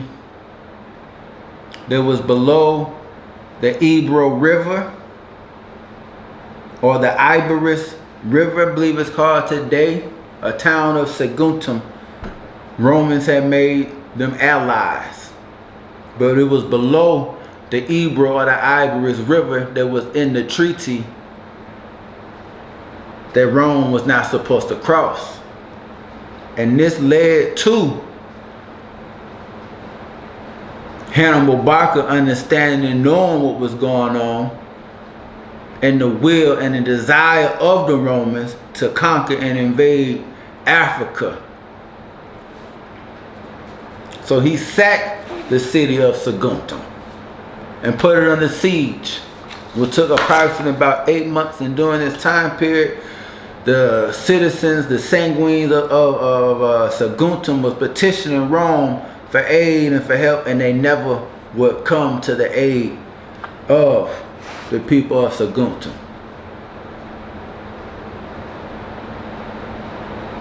But Hannibal sacked it because he understood the encroachment, the imposing, and what Rome was aiming to do with the conquering and the imposition of Africa. And mind you, to the European, Africa for a long time was always known as the Dark Continent. All the way up until like the 16th century, Africa was known as the Dark Continent because they had never penetrated the interior of Africa.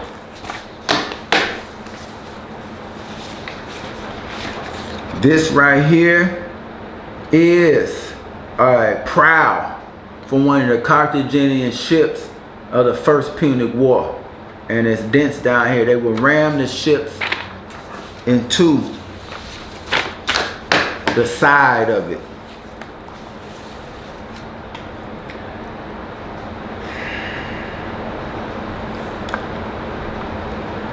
But dealing with the ship origin, then I'm going to move on because there's just a lot of history. But dealing with this,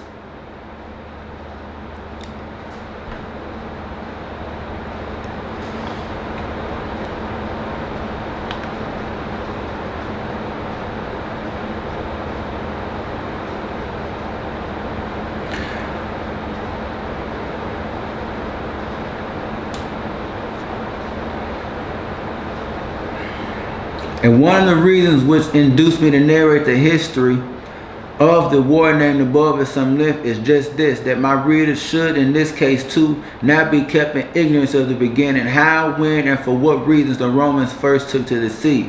When they saw that the war was dragging on, they undertook for the first time to build ships, 100 king triremes and 20 triremes, as their shipwrights were absolutely inexperienced in building King Karimis and ships, such ships never having been in use in Italy.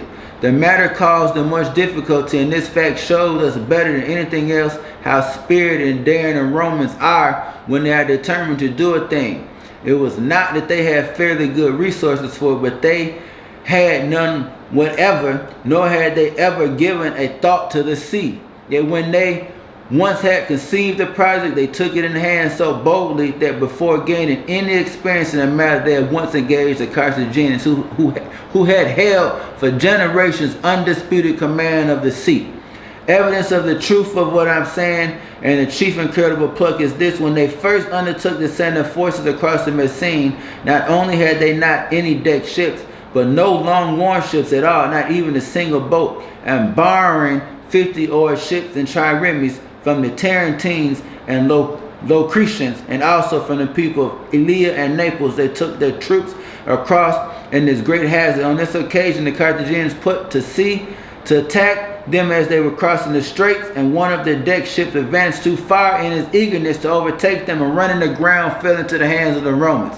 This ship they now used as their model and built their whole fleet on this pattern, so that it's evident that if this had not occurred, they would have been entirely prevented from carrying out their designs by lack of practical knowledge. The Romans got into shipbuilding and took to the sea from a captured Carthaginian ship, emulating this pattern and its design. I know I'm backtracking some, but that's key, because I just want to point out the only thing that separates and distinguish man from man is their will and their earnestness and commitment to. They captured a Carthaginian ship, took it apart, learned how to make it, and kept replicating it and this is the start of the production of the Roman ship. Make me think about John Henry Clark, our ancestor, who spoke about us being industrious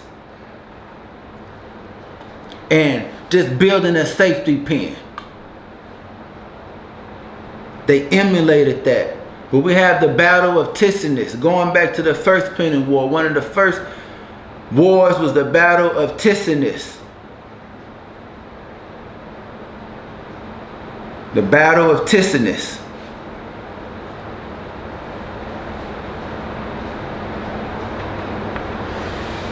And in the Battle of Ticinus, we had approximately maybe 6,000, maybe Romans that took place in this, and close to 3,000 or 4,000 Carthaginians. This was in 218. And of course, the Romans was defeated in the Battle of Ticinus, and Publius Scipio, the Roman consul, was wounded in this battle. And one of the quotes that I love from Hannibal says, "Your victory will make you at once masters of all Italy, and through this one battle you will be freed from your present toil. You will possess yourselves of all the vast wealth of Rome, and will be lords and masters of all men and all things."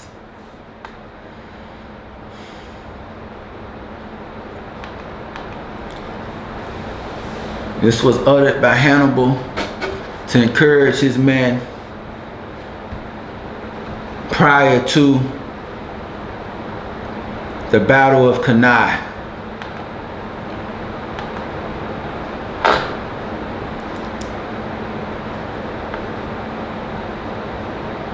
We have who is number one, but not dealing with that. Then we have the Battle of the Trebia. The Battle of the Trebia happened in about 217. We have the Battle of Lake Trasimene. We have the Battle of Cannae.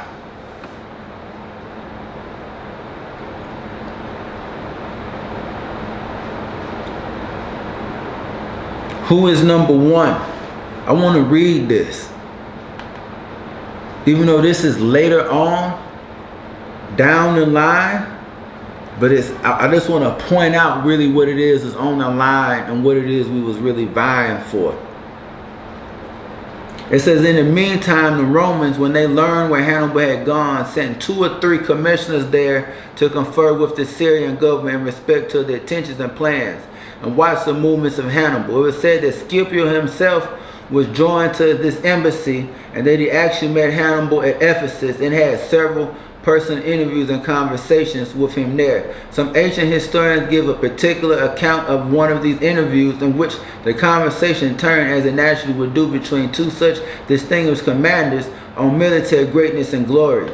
Scipio asked Hannibal, whom he conceived to be the greatest military hero that ever lived. Hannibal gave the palm to Alexander the Greek, because he had penetrated with comparatively very small number of Macedonian troops into such remote regions, conquered such vast armies, and brought so boundless an empire under his sway. Scipio then asked him who he was inclined to place next to Alexander. He said, Pyrrhus. Pyrrhus was a Grecian who crossed Adriatic Sea and made war with great success against the Romans. Hannibal said that he gave the second rank to Pyrrhus because he systematized and perfected the art of war, and also because he had the power of awakening a feeling of a person's attachment to himself on the part of all his soldiers, and even of the inhabitants of the countries that he conquered, beyond any other general to ever live. Scipio then asked Hannibal who came next in order, and replied that he should give the third rank to himself.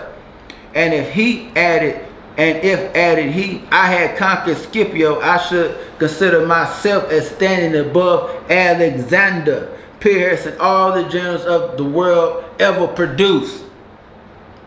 Because if Hannibal would have been successful in defeating the Romans during the Punic War,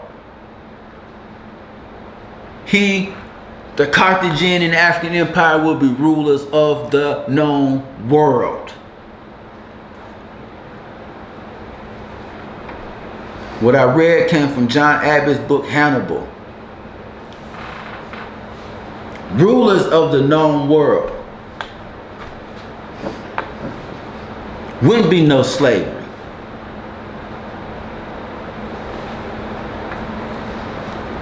And it's one thing we cannot do.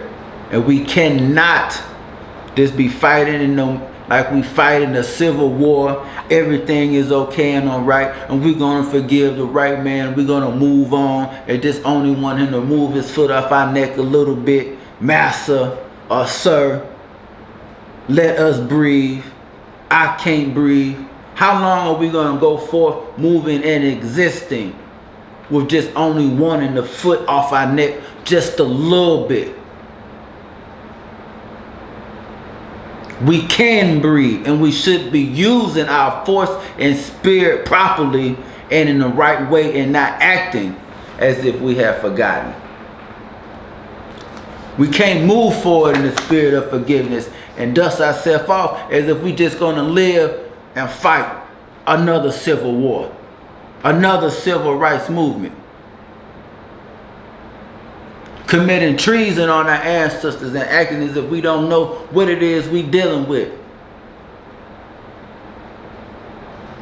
We love the scripture, but the scripture that I want us to remember and the ancestors want us to know is that there is no forgiveness of sin without the shedding of blood. There is no forgiveness of sins without the shedding of blood. And you damn sure cannot forgive or consider forgiving the European, or even just existing and fighting in the Civil War or another civil rights movement. That would be complete treachery and the sacrifice of our children. It's time to push this ball home and focus on nothing but liberation and autonomy, and changing the dynamic of the relationship. Because in this stage and in this phase of the war that we is in and dealing with this race war, understand, even in sociology, they refer to this period as conflict perspective. And conflict perspective means where as time goes on, you're going to have what is going on, and resources and chances, opportunities, everything is going to dwindle and become more scarce. which is going to lead and cultivate and create the survival of the fittest mentality, attitude, and spirit, to whereas whoever gets to the pie is not going to divide the pie. You see, we are living and existing as if we're just only fighting racism, or if it's our duty to correct and heal this white man. And we just ain't fighting racism. We getting jumped. We are getting jumped because we fighting against racism in our head. You fighting against nepotism, and you fighting against favoritism. So many isms that you can't win.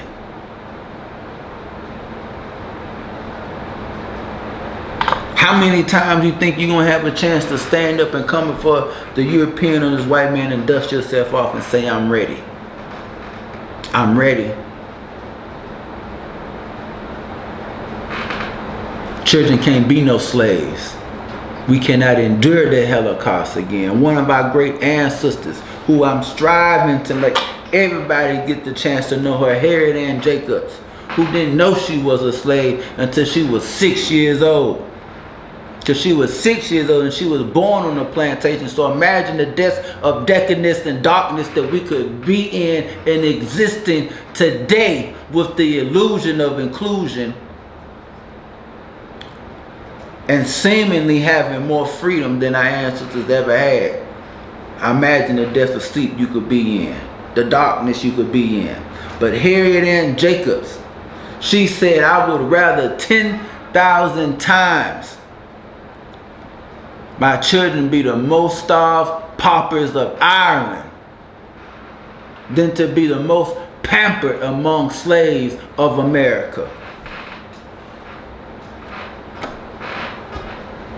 I would rather 10,000 times my children be half-starved paupers of Ireland than them to be the most pampered among slaves of America. That means you have no place, no space. There's nothing you can do to create a place at this table for you, because with the European and the Roman, it's only conquer or die, control or die, subjugate or die, rule or die. And outside of that, they know no peace or contentment. We cannot continuously moving forward and suffering from a misplacement of trust. We have to align with our intuition and our ancestors and quit suppressing what we know is right. We know how we should be moving. We know how we should be existing. We know what we is worthy of. We know how we lived prior to the meeting of the European. Where three strikes come from? Why is everything three strikes? Why is three strikes so important? Why is three chances so important? What's the connection? Everything is three strikes, three chances. Three this, and your ass is out. Why three?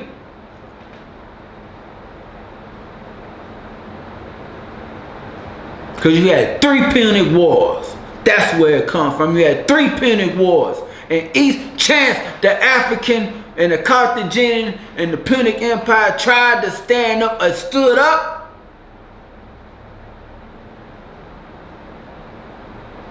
but that third chance, that third Punic War, they razed and burned and destroyed Carthage to the ground and took it off the map and burned and razed all of the buildings to try to effectively remove us out of history so that you could never make no connection or identification or have no knowledge to it of an African empire and the world's greatest general.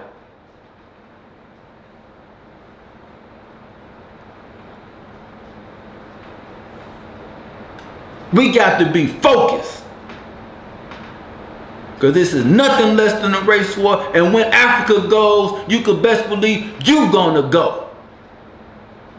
We gonna go when it goes.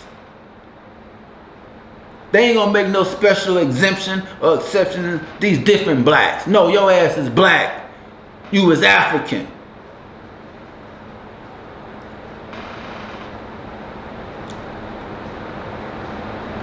So you had the cause of the Third Punic War.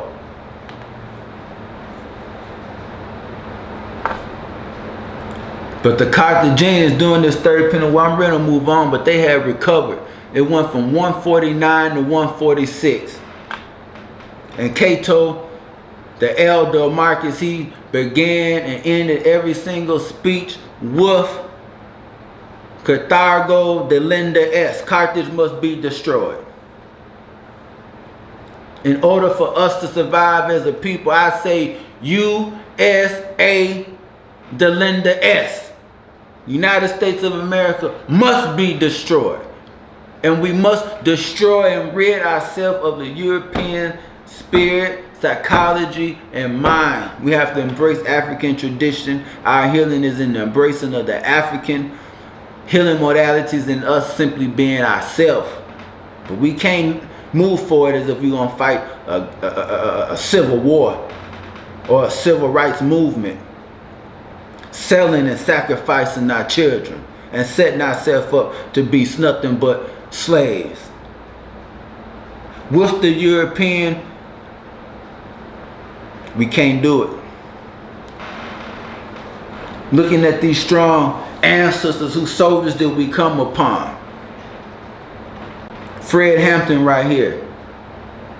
Khalid Muhammad. Honorable Marcus Messiah Garvey, who said that black people Africans change their condition overnight in 24 hours. See, we can't keep flirting and entertaining the idea of being American or fitting into the fabric or flirting with it. We really have to just become upset, disgusted, and mad at it or her. Patrice Lumumba right here. Comrade George Jackson. Steve Biko. And Malcolm X. These are the shoulders that we come upon.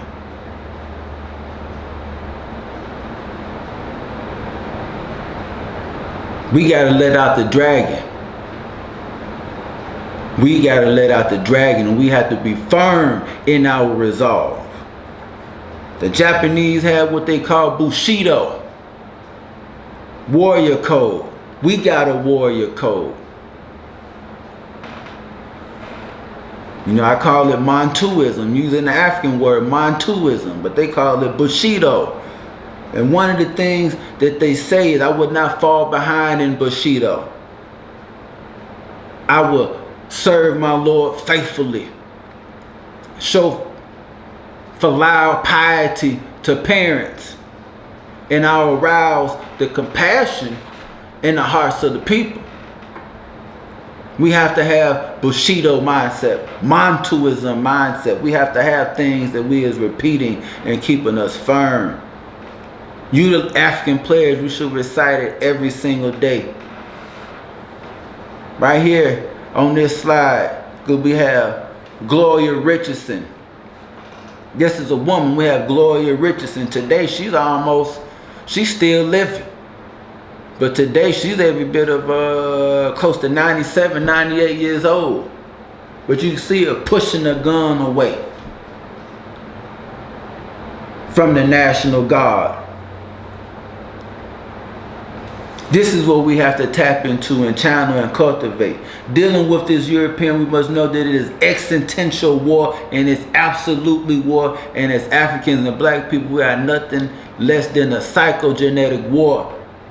We wonder why we say something. We got sayings that we say. So the more things change, the more it seems to stay the same. Yes, it stays the same because goddamn it, the white man ain't never changed. He ain't never stopped being devilish. He ain't never been other than what he said and have showed himself to be. But yet we still do things the same way. I just walked us from a timeline of Hannibal today of 2,000 years. We got to break the mold and cannot keep existing in the same way doing this archaic outdated, antiquated modality of fighting, of struggling, of advancing our cause, of making these petitions to government. Give us justice. I am a man. Black Lives Matter. Black Lives Matter is no different than we shall overcome. Say it back to back. We shall overcome. Black Lives Matter. We shall overcome. Black Lives Matter. It's the same chant, the same mantra, the same slogans, all translate to the same thing, which is no more than begging and a petition and a supplication to the white man and honoring him as his sole goddamn power, and operating his power only come from him. We got to move completely as if we are free. What's going on? You say Abraham Lincoln gave you freedom with the Emancipation Proclamation. You say God gave you inalienable rights. You say John F. Kennedy gave you the Civil Rights and Voting Rights Act.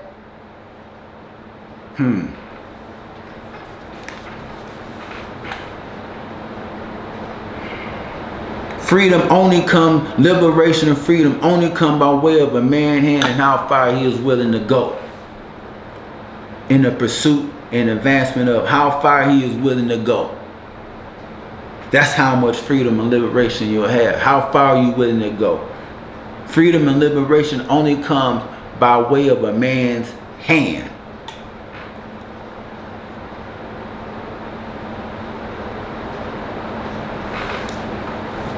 Here we are today, getting ready to endure another civil rights movement. A movement forward as if we're in a civil rights movement. Goddamn it, the period is up. This is the fourth quarter. I done connected the 3 strikes to the 3 Punic Wars. We at that chance. We at that chance. We done had slavery, reconstruction, and civil rights. That's 3. You ain't gonna get up and stand. If you ain't gonna get up and stand up properly this time, the root of responsibility is in a response. So we can't continuously respond irresponsibly, not correctly, not appropriately, with the right intensity and energy and will and determination and unrelenting, incessant focus. Liberation has to be your axis. Moon D, you have to be obsessed with it. It has to consume you and be you. And if we thought like a slave today, we wouldn't be a slave. The slave never loses the relativity and the nature of his relationship to existing systems. Never loses focus. There's no confusion. No confusion.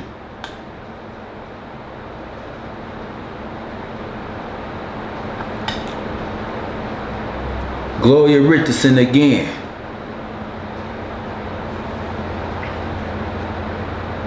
They still sicking the dogs on us today. Still sicking the dogs on us. They physical dogs and they human dogs.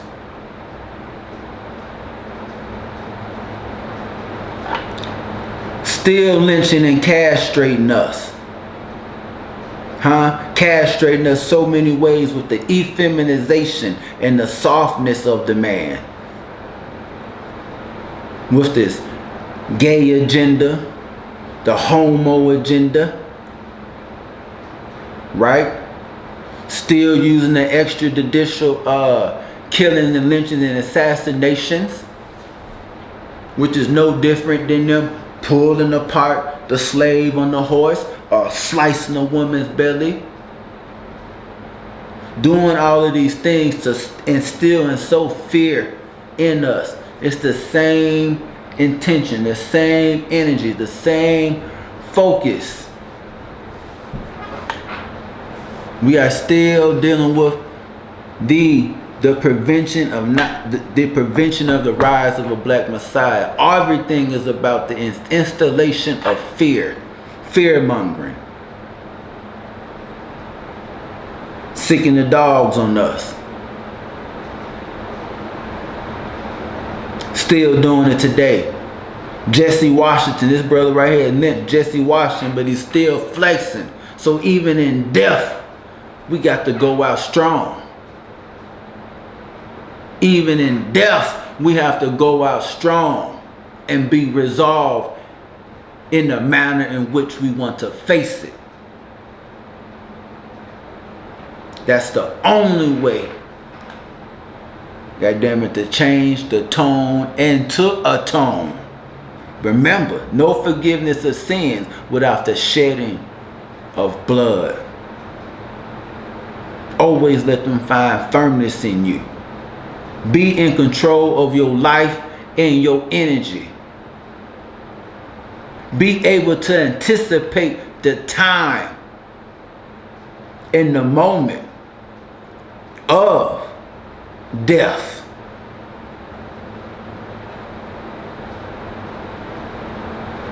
Is key. Ancestor Claude McKay said, if we die, we die. We must die like men.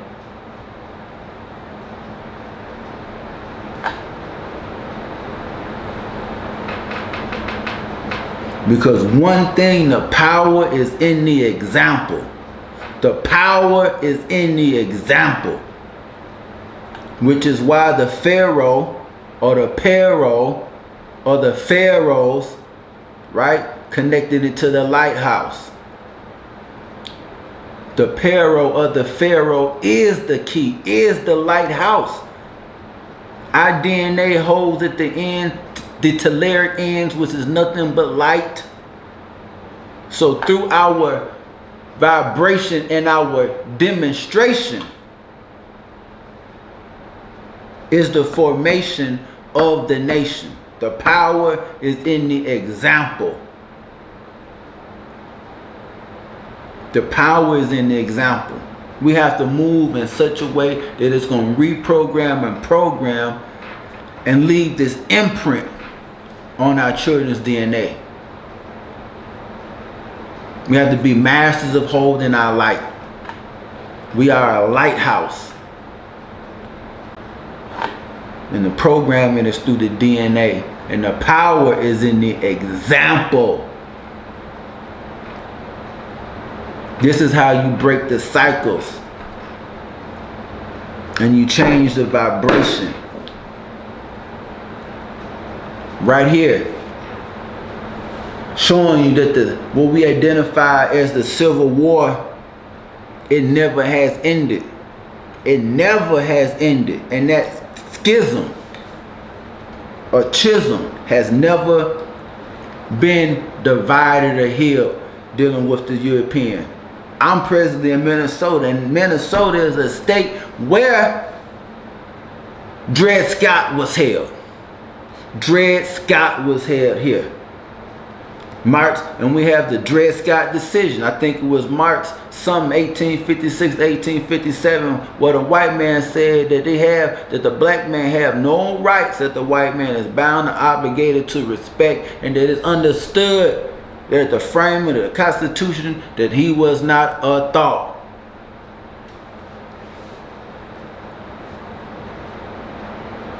So we have Abraham Lincoln right here.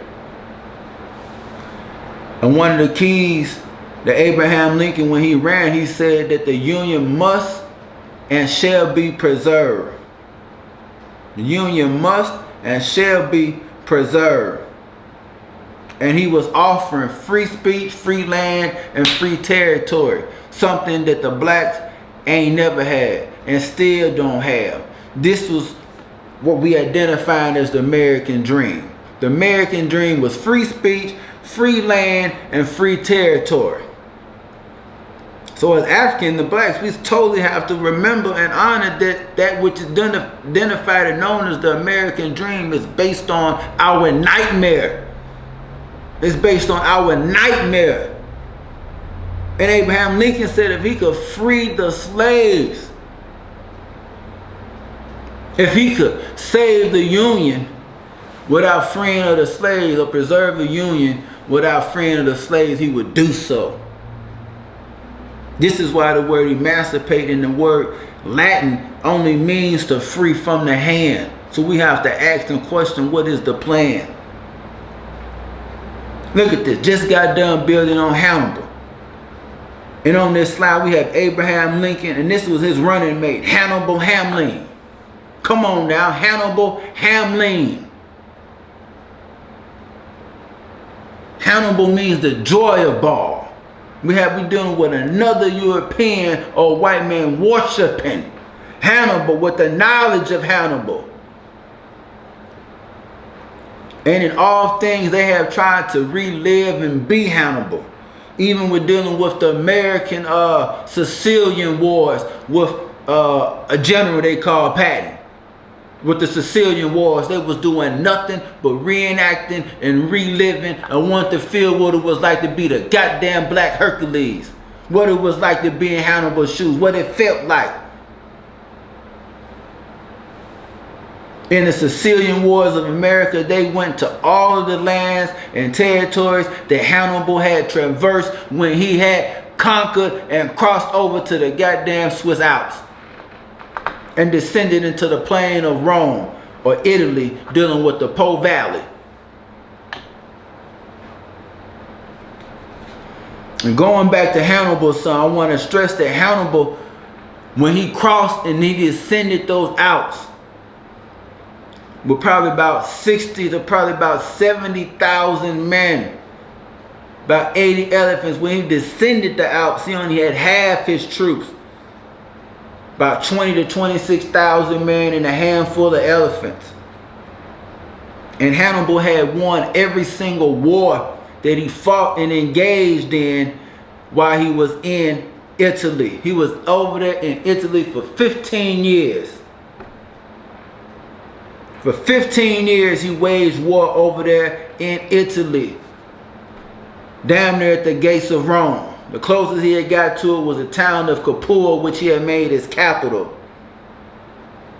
But he won every single one. From the Battle of Ticinus, the Battle of the Trebia, to the Battle of Lake Trasimene. But damn near the whole 25,000 was almost killed in the Lake Trasimene. The Battle of Cannae was one of the largest battles known to man. The Romans had they had damn near 8 legions for the Battle of Cannae. We're looking at 50 to 80,000 soldiers, and usually the Roman legions only consisted of 2 legions. I'm backtracking, but it's information I want to share with y'all. And from the Battle of Cannae, almost 50,000 were slain. He had used a movement, it was complete envelopment. A pincer movement is what they like to refer to it as. And in the Battle of Cannae, they said that the deaths was 600 Romans a minute. But look at the name, Hannibal Hamlin. Come on, family, we got to come to the knowledge of self and the knowledge of Hannibal, and understanding that if Hannibal had been successful, it wouldn't have been no slavery. So even that which we identify with freedom now, I understand, I'm pointing out to you that it's the trick. Because Abraham Lincoln said if he could save the Union while freeing the slaves, he would do so. It never was the intention. This Civil War was not about the freedom or the betterment of the African or the black man. It was the white man in the North and the South fighting for control of the labor force and the economy and the property that they referred to as chattel property. It was strictly for control of that. And this is why today you will find the strongest push of dealing with this race war and dealing with our stage and phase of this protracted black power liberation struggle is going to come from the North this time, not the South, because the South, they did it the first time with the Civil War. You had slavery that was so-called, it was legal down there, and everybody understood the law and written law and unwritten laws and knew what it was. This time the pushing or the crushing is going to come the hardest from the north, because the north, the blacks up north have been allowed to live and partake in a different sense of freedom that they think is different from down south, or their brothers or sisters down south. So this time, since they think we are so different up north, or you've been allowed to endure a different sense of freedom, the crushing this time has to be the hardest from the north, because it's the Negroes, the blacks, that is looked at up as uppity and need to be reminded of their place. This is why right now, presently in my state of Minnesota, it's going down the way that it is. Because the white boy and the European and the Roman did their thing in the first Civil War. So this is why it's jumping off the way that it is in Minnesota. And Minnesota is nothing but the Mississippi of the North. You done had Terrence Franklin, Jamar Clark, Philando Castile, Marcus Golden, George Floyd, Dante Wright, Cordell Handy, black man Lonnie B. Thompson couldn't even walk the streets in Edina. This is why it's the way the intensity is this time. It will be the most shocking from the north. And Abraham Lincoln did not free all the slaves. He freed the slaves in the territories that had rebelled. And we still have something very important that's not really spoken on. You have a man named Stephen Breckinridge and others, but you had that was called